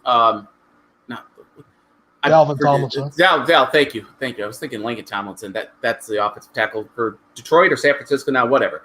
I think you're going to go. It's going to piss Aaron Rodgers off that they're not giving him, but it's very deep wide receiver class. they can get help in the second round later on if they choose to, they're going to go with the defensive tackle here, Barmore. You How also fun could would it be if the Packers drafted another quarterback in the first round this year? Would love it. Would love it. you could also flip that around. Landon Dickerson has not been picked, and I could see him going to Green Bay as well. So Yep. How's the ACL? That's the only question. yeah, that's true. That's right. Got 3 My picks to go. Let's wrap it up with Marcus and the Buffalo Bills. 30. Buffalo's going to take Jamin Davis, linebacker out of Kentucky. Davis, linebacker, Kentucky. 31, Baltimore. David at Baltimore. This is, I would assume that they're looking at receiver, but after the trade that they made, trading Orlando Brown to the Chiefs this week, yeah. I think they almost have to take the best offensive alignment available. And unfortunately for them, almost all of them are gone. But I'm going to give them the Michigan offense tackle, Jalen Mayfield. Mayfield, 31 to Baltimore. And Charlie wraps it up, picking for Almonds, Super Bowl champs, Tampa Bay Buccaneers. I'm torn between a defensive lineman or a running back. I'm going to go defensive lineman because that's a more important position. And they're going to take the Penn State guy, Jason Owa, as an edge rusher. Yep. Defensive Over end. Travis. There we go. Let's see what Schottenkirk had too. So there we go. That is another mock draft in the books. Just need to say that Both. my nightmare is that the Packers or New Orleans takes Rashad Bateman. So the fact that Pack and got rid of that possibility quite early, I appreciate that. You're welcome. You're welcome.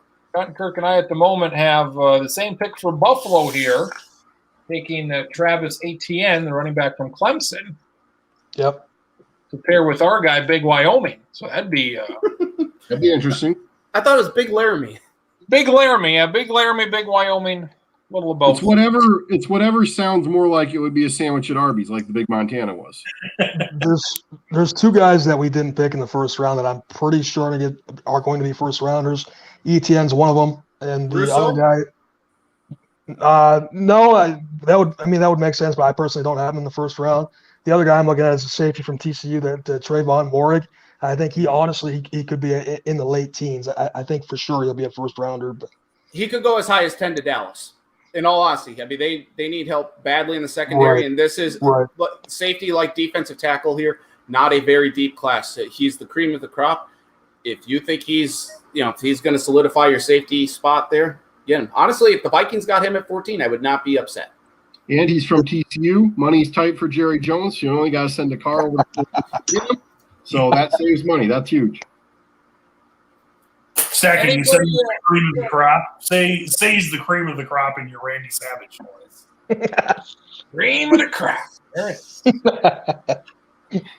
I wouldn't have had Larry? that Randy Savage voice at all. So thank you, friends. Another mock draft here in the books. Yeah, I just don't like Zach Wilson. He's my guy. He's my, Josh Allen, Blake Bortles, Jake Locker. He's my shitty. We have Shitty guy to this year. we have to move Josh Allen off that list. He's been more successful than I thought he would be. He's good, and Buffalo's built the offense around him. So big credit to Big Wyoming for not sucking it up. I'm still not really a fan, but at least he's getting the job done. He fucking did it this year. Yeah, he did it. He did everything. He The- did it. the- So good the- year for the him. very bold prediction in the draft this year is going to be Mac Jones going 3 to San Francisco. That seems to be the common theme that's going on here, is that people think it's Mac Jones. I just don't think the more that I think about it, and the more that Justin Fields has looked as well as he's looked in his pro days and stuff, I can't imagine you giving up the amount of capital to move up to 3 for Mac Jones. I don't see it, but because the one thing is, like, Kyle Shanahan, very successful with Kirk Cousins. I guess they say like Kirk Cousins and Mac Jones are kind of in that same realm, but Kyle Shanahan probably would, they said like his father, drafted RG3, right? Kyle Shanahan was on that staff. Would you rather have someone like, closer to an RG3? Therefore, a Justin Fields would make more sense there. The draft really begins with San Francisco because where they go is determining every other one of these picks. Like in terms of trading up. Rule number one that I think we all know, especially in several weeks leading up to the fact that this trade was made, San Francisco moving up to 3 was made, a month ago? It's been a while. Mm-hmm. And almost immediately, it's Mac Jones. It's Mac Jones. There's a reason why they're wanting everybody to say it's Mac Jones, because it's probably not Mac Jones. Mm-hmm. That's just my opinion. I agree. And I believe that the favorite to go with number 3 is Justin Fields in Vegas, correct? It is. It switched back to Mac Jones now, I think. Okay, unless that changed here. And it was a few days ago that I heard that, so it could have changed. And I think trading up to 3 that long ago was wise of the 49ers because it gave them enough time to go to all 3 of these guys' pro days, whether it be Trey Lance, Justin Fields, or Mac Jones. They can do as much homework as they need to now with these guys. I would love it just because I want to see San Francisco suffer. I'd love to see them take Mac Jones rather than Justin Fields, or Trey Lance. I can't cheer for Trey Lance if he goes to San Francisco. I just can't. I can't do it. I give him, and it's bad enough that I'm going to have to cheer for a Bison quarterback, but give him. Well, you don't have to. Well, I kind of do. He's from my show. I mean, I got to get Atlanta or Carolina. Those are the 2 teams. What's that? He turned his back the day he signed with the Bison. Because no one else said that he could play quarterback, or at least not right away.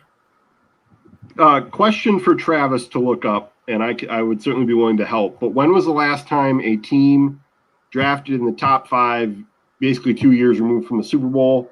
And when was the last time, a team that was in the Super Bowl, 2 years ago drafted a quarterback as high as the San Francisco seems like they might?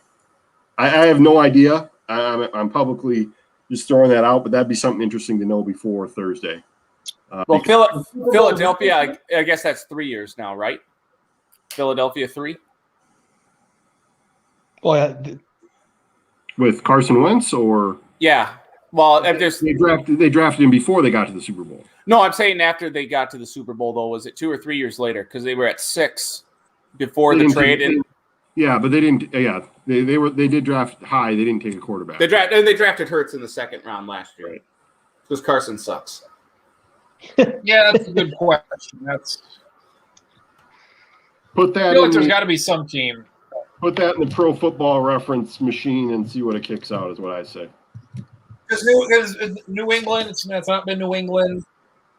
Then nothing comes to mind like the Giants. No. I mean, it could be an NFC team in the last 15 years when New England's been beating everybody's ass.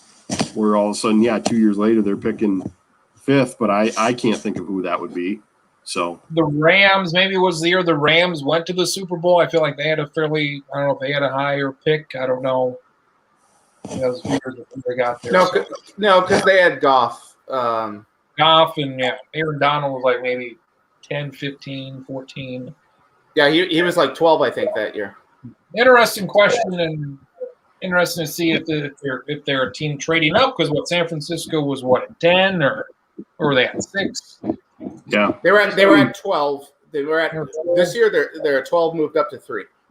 It's just a very rare thing to have a team, because I can't remember what I was looking at, but they were showing the highlights from the Super Bowl and talking about the 49ers, and it's like, oh yeah, And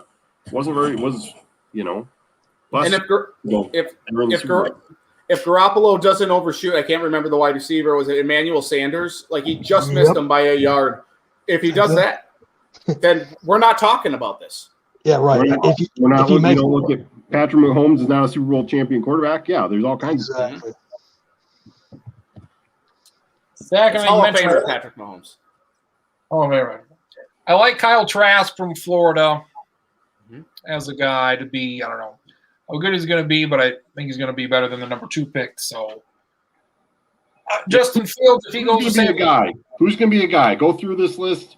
Kyle Trask, he's going to be a guy. Who do you got? He's going to be a guy for me. I don't like any of these other guys. I like him. Justin Fields going to San Francisco. I mean, San Francisco should be pretty good. Like, if he goes there, that's probably a pretty good fit for anybody. Even if Mac Jones goes there, like, he might do pretty good with San Francisco. Like, if you really want to get nuts, like, if you're the Jets, I'm not taking Zach Wilson. I'd take Justin Fields. Or you could take Kyle Pitts number 2 and then take Kyle Trask with the first pick or second pick in the second round. Then you get those guys together. I wouldn't have even traded Sam Darnold then. If that was your whole goal was to take Pitts at number 2, I wouldn't have traded Darnold at all. I'll trade him. I'll just start fresh with a new guy. The Subway? Jamar Chase going to Cincinnati. They should take an offensive tackle. This should be pretty easy, but what do you feel about Joe Burrow, Chase teaming up, teammates being together? Obviously, they had a lot of success a couple of years ago.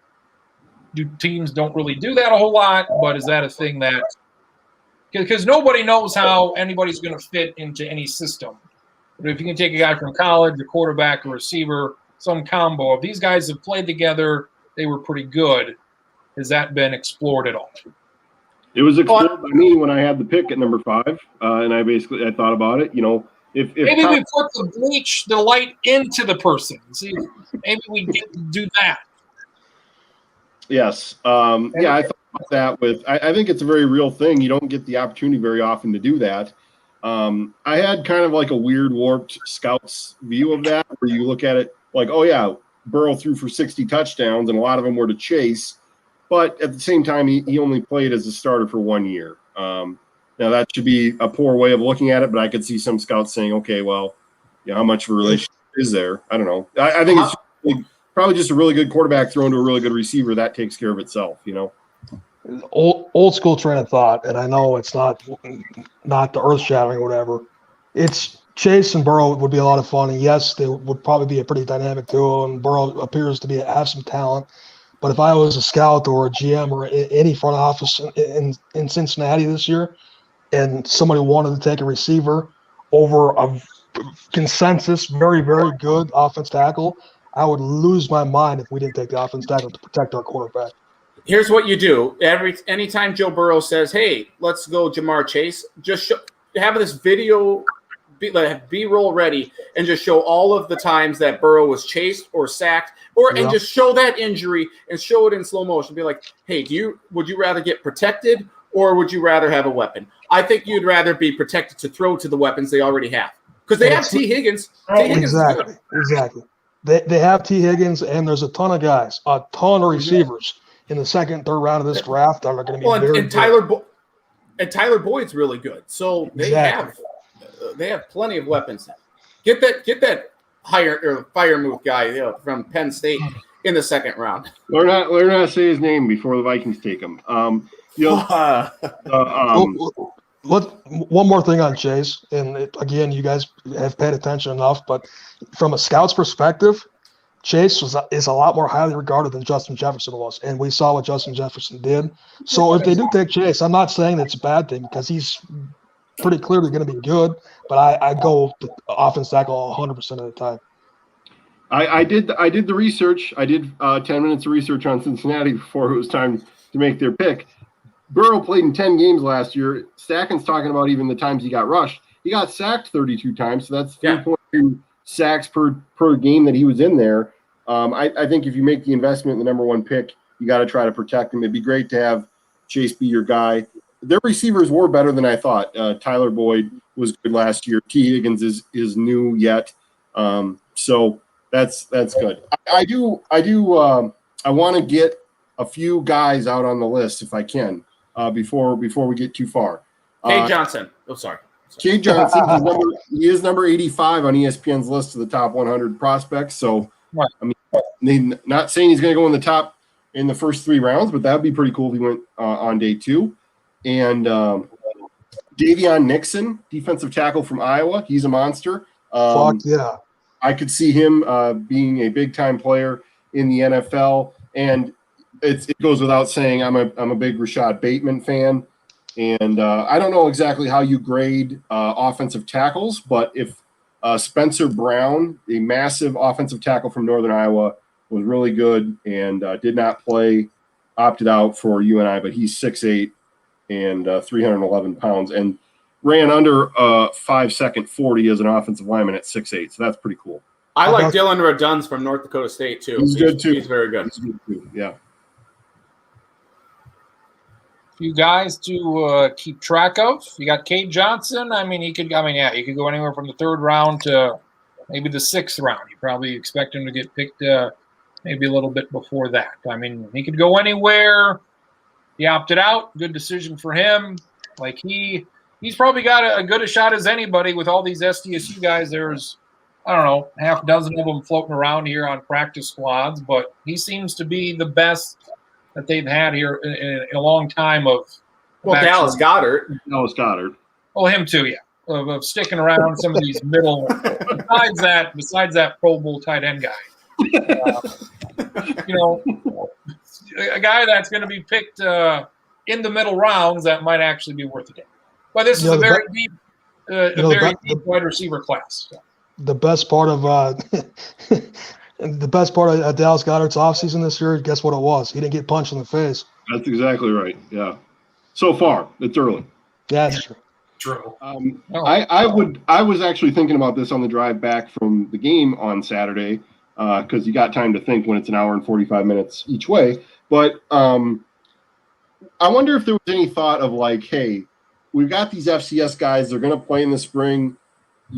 To somehow let them still be eligible for the draft, let them do their normal things. I know that's totally anti-NFL draft, but almost like baseball or I guess just baseball where you draft their rights and hockey too, I think, right? Yeah, hockey too. And they're yours at the end of the FCS season. You can take them right then and there, but wouldn't that be as good as it's, I know the answer to this. It's not as good as running your underwear Olympics and your 40-yard dashes in a pro day. But I think it would be good for some sort of FCS player where you haven't gotten a game since 2019 to have, 4 or 5 games on tape. You can still be drafted. I think that would have been cool. This is obviously the one year where that would have been the case. You're not going to do it in the future, but I would have liked to have seen that be possible where it's somebody's playing right now. They're draft eligible right now. You can take their rights if you want, and all you got to do is sign them. And there's always the option that if they can come back the next year, they can come back the next year. But this is FCS only, or? Well, I guess it would only apply to this year. They're the only ones playing right now. They're done. Technically, the NAIA is also playing. Well, right, NAIA is playing Division II. Division II's had a couple games. Obviously, we got the mega showdown this weekend coming up between Morningside and Northwestern. Here's a hint: Morningside's going to kill them, but that's fun. Probably. That's probably accurate. Funny thing, and maybe Charlie can. I didn't realize Zach Borg of all people mentioned this during the game yesterday. Northwestern, they're in Orange City, Iowa. They have not left Iowa for the playoffs. They went to Des Moines yesterday. I think the first round was they hosted. The first round they hosted. Then they went to Iowa for the quarterfinals, and now they go to Sioux City for the semifinals. So until the championship, you don't leave your home state, even though you play 2 road games. So home cooking right there. Good. Any other guys that people like? Seems like you can get running backs in the middle of the draft here. Trey Sermon for Ohio State. What was J.K. Dobbins last year for Ohio State? Kind of picked in the middle of the pack for Baltimore. He did okay. He could be a guy. The guy from Illinois State, James Robinson, was good for the Jags. Was he even drafted? No, undrafted. No, he wasn't drafted. One of the best rookies all year. So yeah, there could be some random dude. Michael Carter from North Carolina, running back. He is going to be a big-time stud. A lot of buzz behind him. Couple 2 running backs from North Carolina could be Mm-hmm. top 3 rounds. Anybody else pique anybody's interest? I like Kyle Trask and maybe Trey Sermon as guys we've heard of that aren't going to be picked in the first round. For me, I've said it like 5 times already tonight, but the edge position, DN outside linebacker is pretty weak. But there is one guy that's probably not going to go in the first round, or very likely not going to go in the first round. Might be late in the second, early third. But I love Carlos Basham from Wake Forest. I love it. It's great. I would not. Elijah Moore, wide receiver from Ole Miss, too. You mentioned Rondale Moore. No, you're North Texas guy. Who's your guy from North Texas? Yes. Yes. Oh, God. Why can't. Whoever the fuck he is. Jalen Darden. Jalen Darden. Yeah. I like Jalen Jackson. Darden. Not Janet Jackson. Jalen Darden. I need to be transparent with you all that one of the reasons I'm excited about this SDSU thing is there's a chance I could go to Frisco and cover this whole That'd thing. be good, yes. Mm-hmm. I would like to get a North Texas shirt from from down there. That's the dream. So Hey, Trax, if they make the tile game, we got to drive down there together. You're not flying. You're riding with me. It might be you, me, you, and Doug. So get in the vehicle and let's do this. Let's do it. All right. You got to get to Mitchell, but other than that, no time. Can Gotcha. you bring some Brute back with you? Can you not get Brute up here? No, can't get it up here. You're talking about Brute, the stuff you put on your face when you shave? Yeah, Sun Bowl Brute. The Norwest Sun Bowl. Norwest, not Brute. The Brute Sun Bowl. I don't bank with Wells Fargo. I bank with Norwest. Take that. Not North, Norwest. Norwest, yeah. Norwest. Also, just overall on this draft, this is going to be the most. Last year, we thought it was the most unique draft because it was done virtually, and you didn't have, some of the normalcies with the NFL draft. This year, it's going to be so different because some guys opted out, so you have very little tape on them. You didn't have the scouting combine. You just had pro days. You couldn't do individual workouts. You couldn't bring guys in. This is going to be very telling in terms of like the scouting departments, who's done the most homework, who's gonna take a flyer on a guy who's maybe got a few check marks against his name. This is going to be a very telling draft. This is very, very difficult draft. No other way around it. There's always some variance in scouting departments and how they feel about certain players that are kind of buzz players or character issue guys or whatever. But I think there's a very good potential that if we were to ever see, which we won't, but 1 through 32, and we just say we saw everybody's top 100 on the big board, I think would be a lot more variety than usual years because people haven't been able, like Stacken said, to do everything they usually do. You could have some guys, 75 on a handful of teams' boards, and he might be 25 on 5 other teams' boards. There's a ton of variance. And right or wrong, some teams are going to put guys who opted out of football this year down on their board because they don't know if they're committed to it or whatnot. And that seems like they don't love it. Yeah, it's a bit of asinine thinking, but I'm just saying that there are some teams out there that might put guys down. Was it last year's NFL draft or maybe the NBA draft where every guy was, yeah, this guy's this guy's that. By the way, his mom died yesterday. Oh yeah, by the way. No, that was the NFL draft. That was. By the way, he was NBA born with draft, AIDS. Johnson is. So that's stuff. My big question about the NBA draft or the NFL draft is who's going to set the Cuyahoga River on fire? And will ESPN show it? That's like if you're going to have this draft in Cleveland, somebody better set that river on fire. That'll be exciting. I would never. How long does it take to drive to Cleveland? We can get there and do it. We're going to Frisco. We're going to go set this river on fire.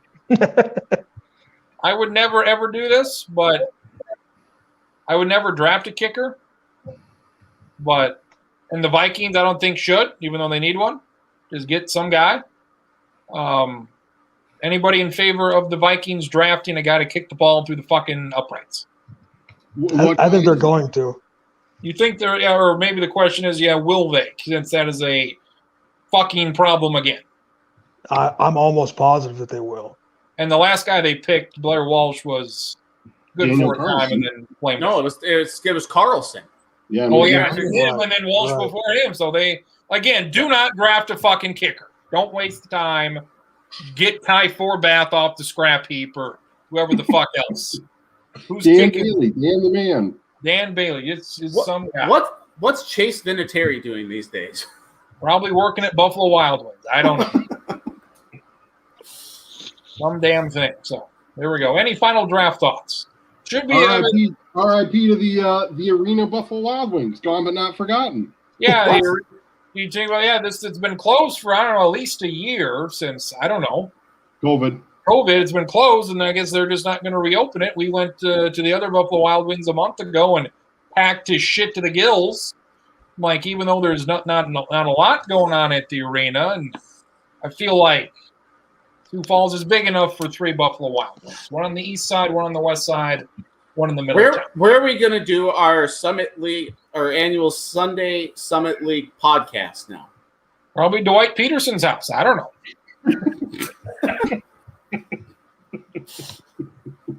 Maybe what's the hotel there? Go to the Radisson bar and the Radisson Lounge. Oh yeah, Crooked Pint.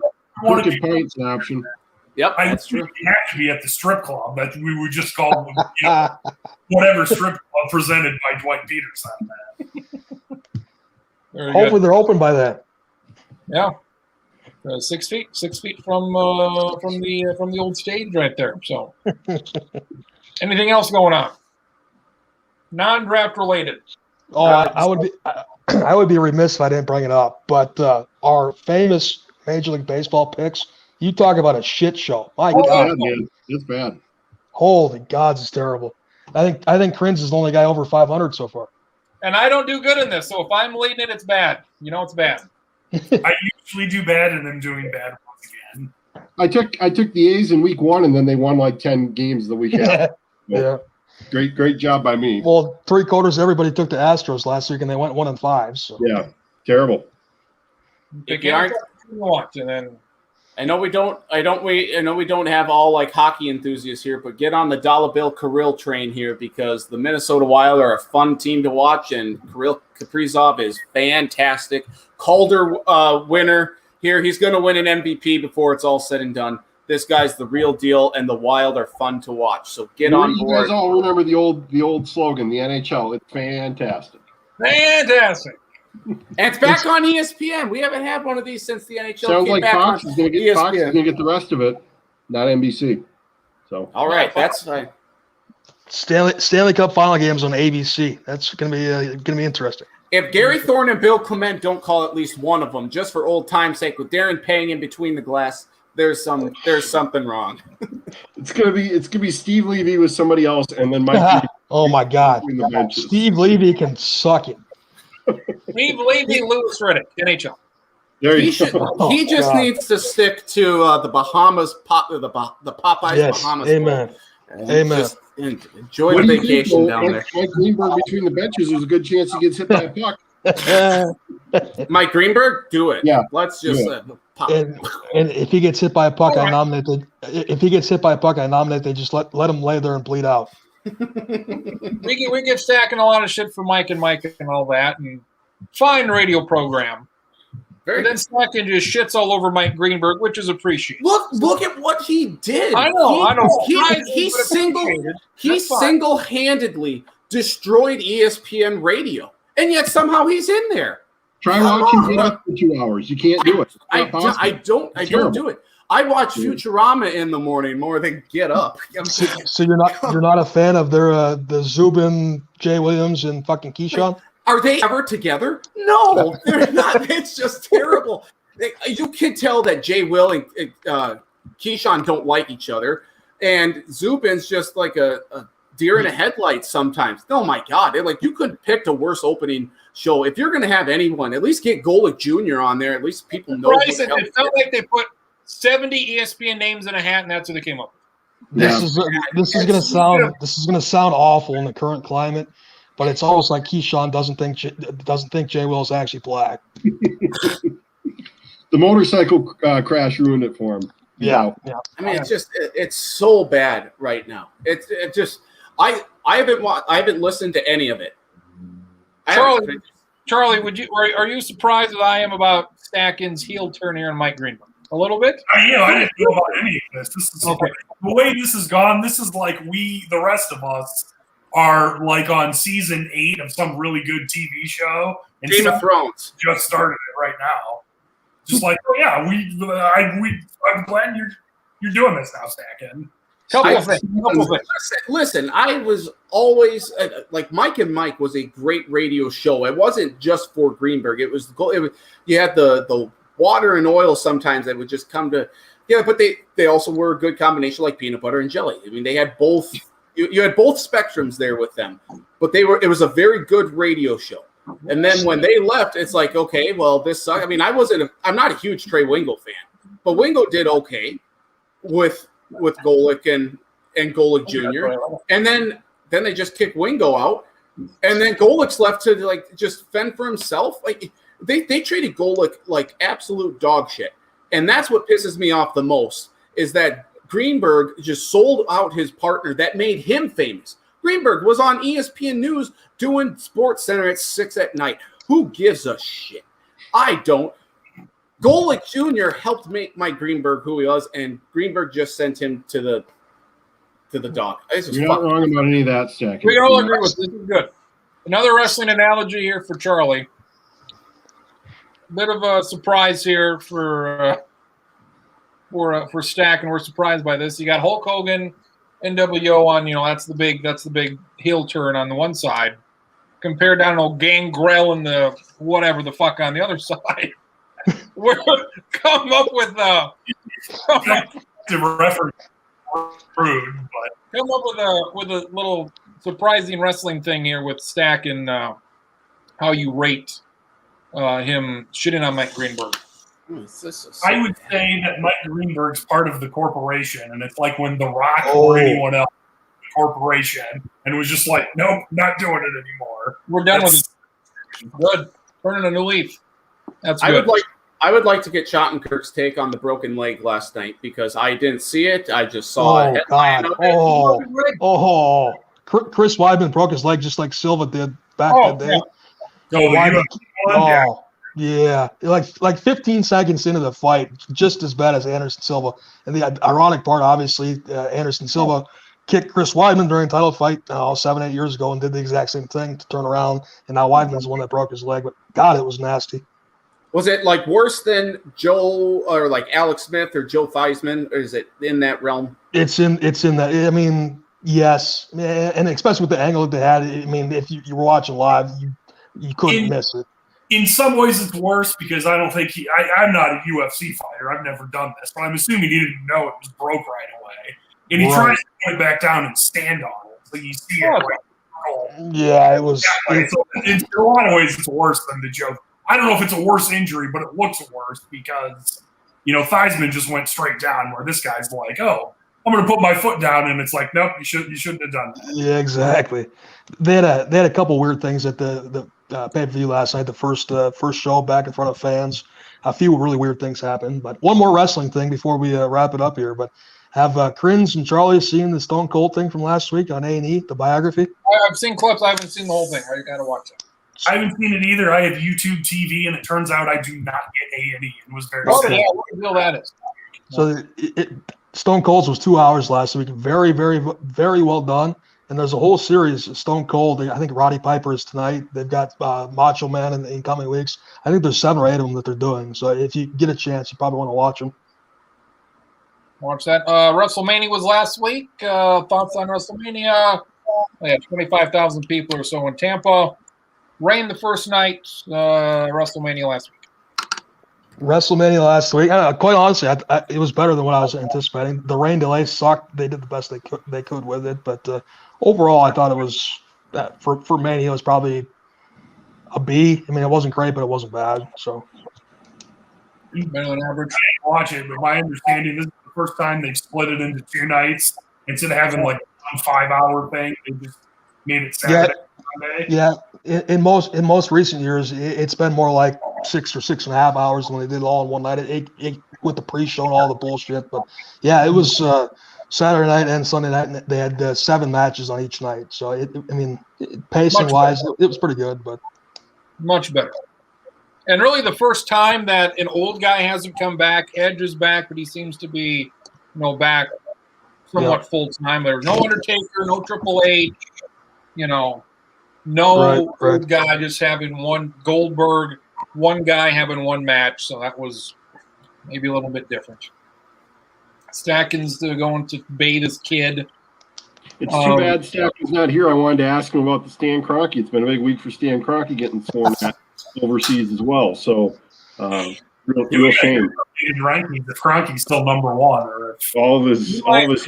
There he is. Oh boy, Marcus, what are your thoughts on Super League? Quick though, what do you think? I'm glad it blew up. I think it was. I mean, I'm not surprised you tried it, but Stacken, I'm glad you're back. Big week for Kroenke to get sworn at as well. Oh, great week. Whatever that. It's just fantastic. That Super League, though, my God, could you maybe think about this before you announce it to the world and let it blow up in your face? Great to see. And I like that the Glazers got it too. But of course, everyone, it seems, I guess now any fan of a team that Stan Kroenke owns hates him, with a dying passion. So that is fantastic. There are a lot more of us out there. And I'm not even a fan of any of his teams. So there are dozens of us. The funny thing about what happened with the Super League is one of those things where, obviously it was thought about over months and years. I mean, they didn't just come up with it last week.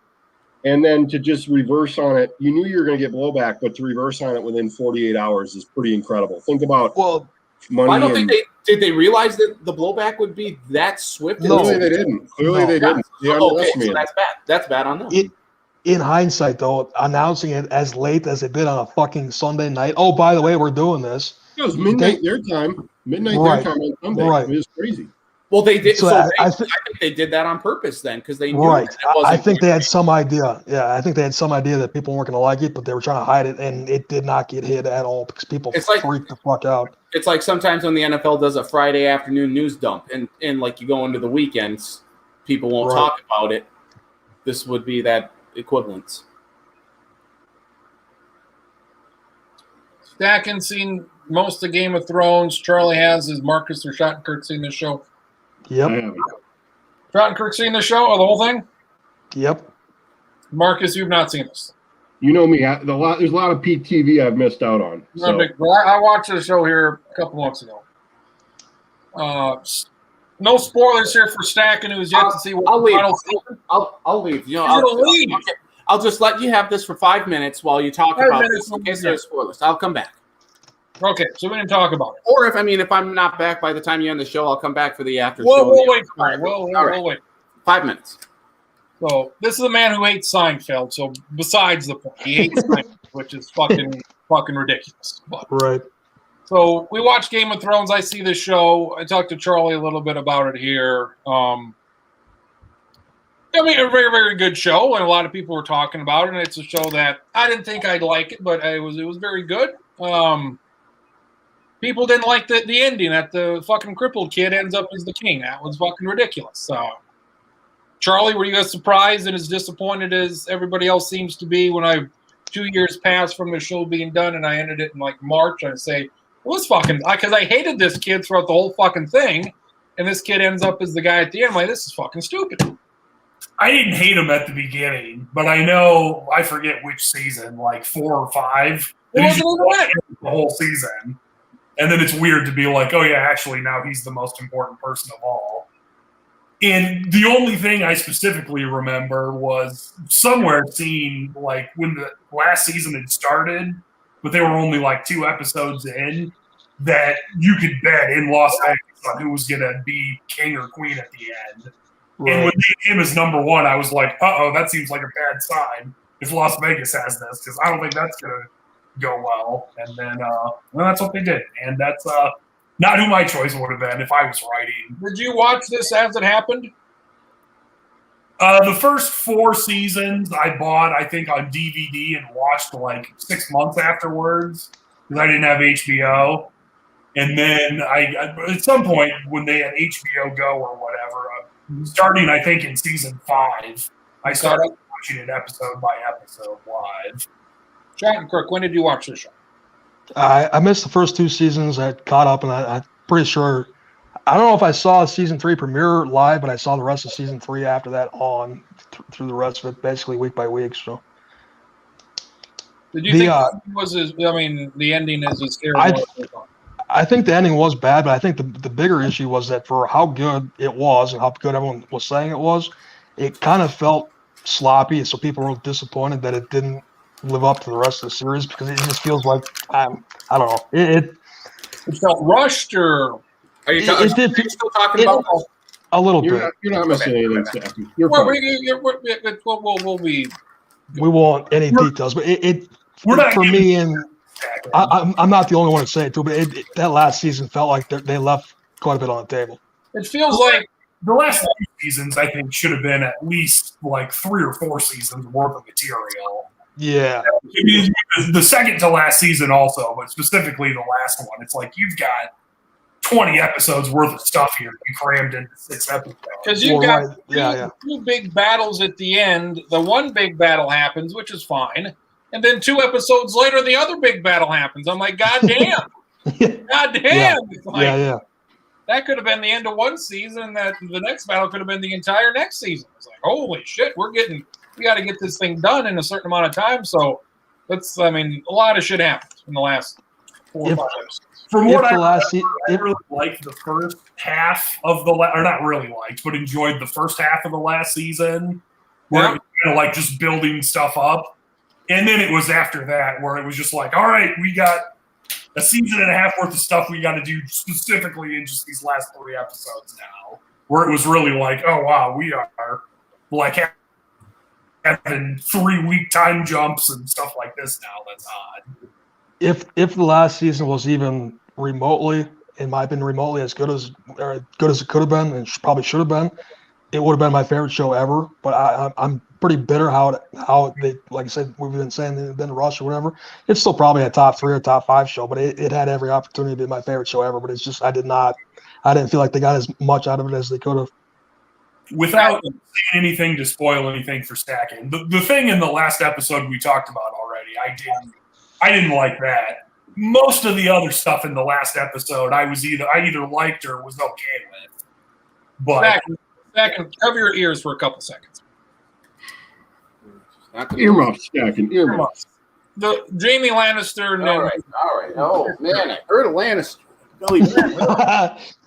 Totally. Jamie Lannister and those are the 2 big bad guys in the show, and nobody really gets to kill them at the end. They're just in the basement of the castle, and Arya should have been the one to kill them, and they they just die in a rain of stones and shit, and nobody stuck the sword in their back. That's somebody's got to kill one of those guys, and that was a big disappointment too. I was like, well, 1,000,000% agree. one of the things you missed out on not watching it as it was going is like all the theories, and then like, oh, there's this prophecy or whatever that someone said that we think this is going to happen, and that's one of them. The biggest thing is just in case Marcus watches it later, I won't say specifically, but when someone dies at the end of season 5, the very last thing, and then there's just like a whole year where they're like, is this person going to come back? Like, we don't know. And that when you watch it then, it's just like, oh, well, 2 episodes later, it's like, oh, well, that's what happened. But man, for like a month after that, when it first aired, it was like, we don't know what's going to happen. This is crazy. Because I guess they passed the books at that point too. So even if you read the book, like, well, we don't know what's going to happen either. And then it was just this weird time frame where you're good. You can go back in. So yeah, good show. I would put it a top 5, top 10 show that I've seen. Yeah, very, very good. A lot of good stuff. A lot of good stuff in there. Stacken's got to see the last couple episodes here. I had to have him get, because he knows everybody doesn't like the ending, and I had you, Jeff, a couple months ago, kind of guess what don't you think people like, and you were guessing, and you're not going to like it because you didn't come up with what it was that people didn't like because it's so fucking ridiculous. That's like Stan Kroenke is the Iron Throne at the end. it's like it'd be like D'Lo Brown winning the world title or something. It's like what? That's not bad. That's a pretty good example. like in the mix. He's like the 10th, 12th guy down the list. That's what I've got there. So. The only culture that I've gotten recently was I watched Nomadland, which is expected to be my favorite to win Best Picture tonight in the Oscars. It was not a good movie, and Is it a documentary or what? it's a film. It could be a documentary in some regards, but has anybody else here watched it? Anybody else here watched it? No, it's not real. It's like a scripted movie. It's a scripted movie, but it sort of depicts a common. Aren't thing. all movies scripted? This is basically a fictionalized version of people who are living in these vans or in RVs and drive around the country. You know, that's become more popular, and I just didn't like it. What would people think it's so great about it? Like, I didn't like it, but what would people say? Oh, this is really good. Or would you even know? Frances McDermott, she did a good job. She's up for Best Actress. Not necessarily, you know, I think it can be more so with the writing, but cinematically, it's beautiful. A lot of nice, beautiful shots. Watch it on a big TV or a big screen or something. But so Not great. It is. Some of it is shot in South Dakota, the Badlands, Wall Drug, that sort of thing. But Of course. yeah, so Freedom. That's Freedom. why. I'll spoil one major thing. She shits in a bucket in part of the movie. So Oh boy. Oh boy. important. Well, count me out now. I was all interested, but I'm not watching that shit.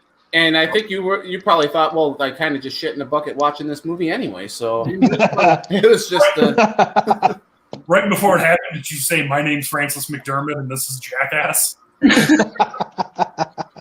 no. He said, "My name's Frank Trubisky and this Oh, is boy. shit in a bucket." Here's my career. Shit in the bucket. There we go. Marcus, we did some basketball this year. I would say the best game we did was the last game we did. We sure did, buddy. Exceptional game. Would you agree that was the best game, the last game?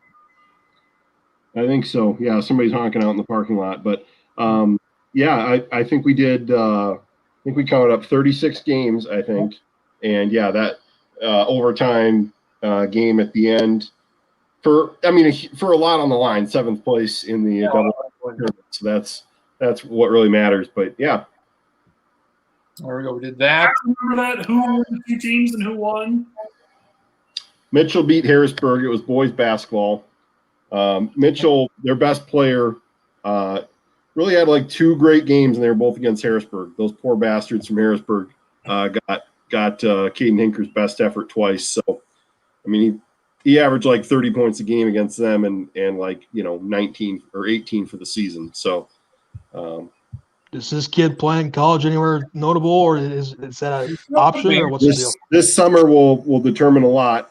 He certainly will get some looks. I think it's certainly possible he could play like in the Summit League, but it seems more likely Division II of some sort. As someone who routinely lost to Harrisburg in high school, I'm okay with it. Charlie, is it weird for Harrisburg? Like, I don't know, like these other teams are like goddamn AA, AAA now. Yeah, I don't pay as close attention to the South Dakota stuff now, but it is weird seeing that. And just that some teams are like, when I was in high school, Lennox was great at everything. Even when we were really good, it was like, oh, well, we had to play Lennox and lost. And now it is not Lennox that is good. I think it might be T or one of the odds. This team was with Lennox when Yeah, T broke off, and then T becomes a town. And that's what it was. So I guess I don't know if it's just back then all the good kids were from T and went to Lennox, or if it's just changed. It's like we were bad. We were good when I started high school in many things, and then bad in most things my last 2 years. Probably partially my fault. And Dakota Valley's much better at stuff now that they have gotten rid of me and my family's athletic genetics from high school. Jeepers. Dakota Valley good at things now. West Central not very good at things right now. So. We'll do more sports lounges here. We'll see what the schedule looks like. But got Mother's Day in 2 weeks, so happy early birthday to all the mothers in 2 weeks. About that. Stacking, we came up with a couple of ideas, shows you're very excited about here. should do this year sometime this summer. Oh yes. Very excited Yeah, about this. oh, God, you yes. want to explain maybe one of them? Well, I remember, so we're going to take a look at all of the potential matchups here for the NFL this season. And so we know the matchups. So after we wait until after the schedule here in a couple. Yep. And we're each going to be assigned a network, and we're going to pick a random draw, and we're just going to draft a game. Ooh, And so we're going to draft like 16 games. Or Schottenkerk's out the first pick. He's going to pick Saints Chiefs. Charlie's Kansas City, Green Bay, or whatever. Charlie's got the second pick. He's going to pick Tampa Bay, New England, or whatever. So, and go from there. I've got the third pick. I'm gonna, like what time we want them on, depending on what network we are. or will be somebody will be ESPN. Someone will send it NBC. It won't really matter what network. You'll just have your 16 games essentially. And we're not going to worry about grouping them by the week. No. So we've got the 5 best games of the season in week 1. And we'll limit it to you can't pick more than 3 Kansas City games. Right, or all in totality, you can't be on more than 5 times. Right. Whatever it is, yeah. So somebody. And then I can't. I'm so excited about that one. I can't remember the other one that we got that I was also really excited for. I like that idea though. I'm game for that. we can do that. That'll be 16 games, 5 people. That's 80 games. 80 games. Yep. So we can figure that out. 17 games now. Or 17. There's What was the other one? I forget off the top of my head. Well, we can do that one here in a couple weeks once the schedule's finalized and whatever. The second one would be like an announcer type fantasy. Oh yes. Where again, you are a network of some sorts, whatever. And I don't know. I guess you'd have to have a football, a basketball, a baseball, maybe a hockey, maybe a college, whatever. And then you have to pick, 15 announcers to make up your broadcasting lineup of some sorts. I don't know. Mm-hmm. I like that. That'd be a little tougher. Like just current people. If every channel was doing, every channel had hockey, every channel had basketball, that would be doable. Yeah. So do that, and then you pick, whatever you want. If you want a 3-man booth for baseball and 2 for football, whatever. If you want, 8 play-by-play guys and 4 sideline people, whatever. Like certain like fantasy type. You must have at least 2 kickers, 2 of these, 2 of those. So A flex. So your Flex. lineup does have to be kind of all-purpose. yeah, and then I guess at the end you would draft these people, and then maybe we take 5 or 10 minutes at the end, and then you say, okay, my football announcers are this, this, and this. Yeah. My basketball team are these 2 people. Would it be legal to draft Bill Walton for college basketball and only have Bill Walton do it and nobody else? Yes, if that's what you want to do. We might accept that. Yeah. Frank Caliendo will sub in for him, and you won't know the difference. Well, I'm pretty sure I will. Walton, but only he must be provided bath salts. That's important. I see colors. We can randomly generate that. So Yes. something to do. Let's just pick networks right now. When we get that done, and we can do these whenever. Who wants what? Anybody feel strongly about any Give me channel? CBS. Stacking wants CBS. I kind of want NBC. Let me just understand that. If Schottenkirk takes NBC, he has to fill out everything NBC has already? No, we can just pick if you want to take Jim Nantz with his first pick, that's fine. No, but Oh, I thought we were doing the NFL or the schedule. Or whatever. We're doing for both. Okay. And there's What no I'm saying I'll is, still do AFC. CBS. he's taking NBC. He's not just doing football and NASCAR. No. He's doing all the sports. The networks really don't matter. Okay, yeah. Yeah, you get it. You get everything. So It's like whose Give- line is give it me- anyway? Everything's made up and the points don't matter. Give me ESPN then. Give me CAN, Charlie's Awesome Network. There you go. The can channel. can we give you? We'll give Charlie Amazon. You want to be Amazon? That works. That means he's a billionaire. What do I get? What's left? Yeah, it's Fox. Disney Plus. There you go. Fucking Fox. Jeez. That's why I took ESPN. I didn't want Fox. Yeah. The ABC or Fox or whatever. So, Rupert Murdoch has a lot of money though. yeah, he's a cocksucker. So He is a cocksucker. Yeah. that's who we got, and we'll come up what we want. NFL, NBA, baseball, hockey. College basketball, college football. Leave it at that. Mm-hmm. 6. Should we Perfect. do the 7th? That's just like variety, whether they're Yeah. Olympic or I think that's a good idea because that's wrestling or volleyball or Soccer, cornhole. Golf. golf. Yeah. And just fair warning, whoever picks Dan Hicks, they can rot in hell already. I'll throw that out there right now. So for any sort of coverage, anything, if you're the poor son of a bitch that has to pick Dan Hicks, just know I'm going to hate you. You for don't the have next to. one. There are so many other people that you I can take know, over. I know. He's I got mean, most we of have that heard training every 4 years. Steve Levy. So Dan Hicks, not on my board. Good. I know who's on Jason or oh my, I have practically gave it away. I know who Travis has number 1.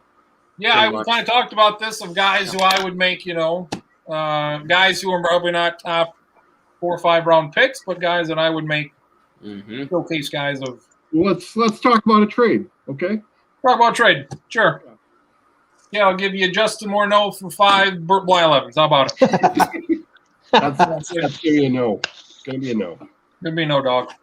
So we'll do that, and then 6 sports, and then the 7th can be your pick. If you want UFC, if you want NASCAR, if you want soccer, if you want whatever the fuck. Nathan's famous hot dog eating contest. Nathan's famous hot dog eating contest. You have to take George Shea. That's the rules with that. That's the rules of it. So we'll do that. So we may show next week, and then we may do that during the summer. So During the doldrums of the the calendar. doldrums of summer. So that's what we got. Any final thoughts as we wrap it up? Nope, Good. I'm looking forward to this draft. Good to though. see y'all. Good draft, yeah. Thursday, Friday, Saturday draft. Twins play Cleveland, and I don't know what the fuck else to play after that. So we'll see what happens there. Kentucky Derby on Saturday. Can't miss it.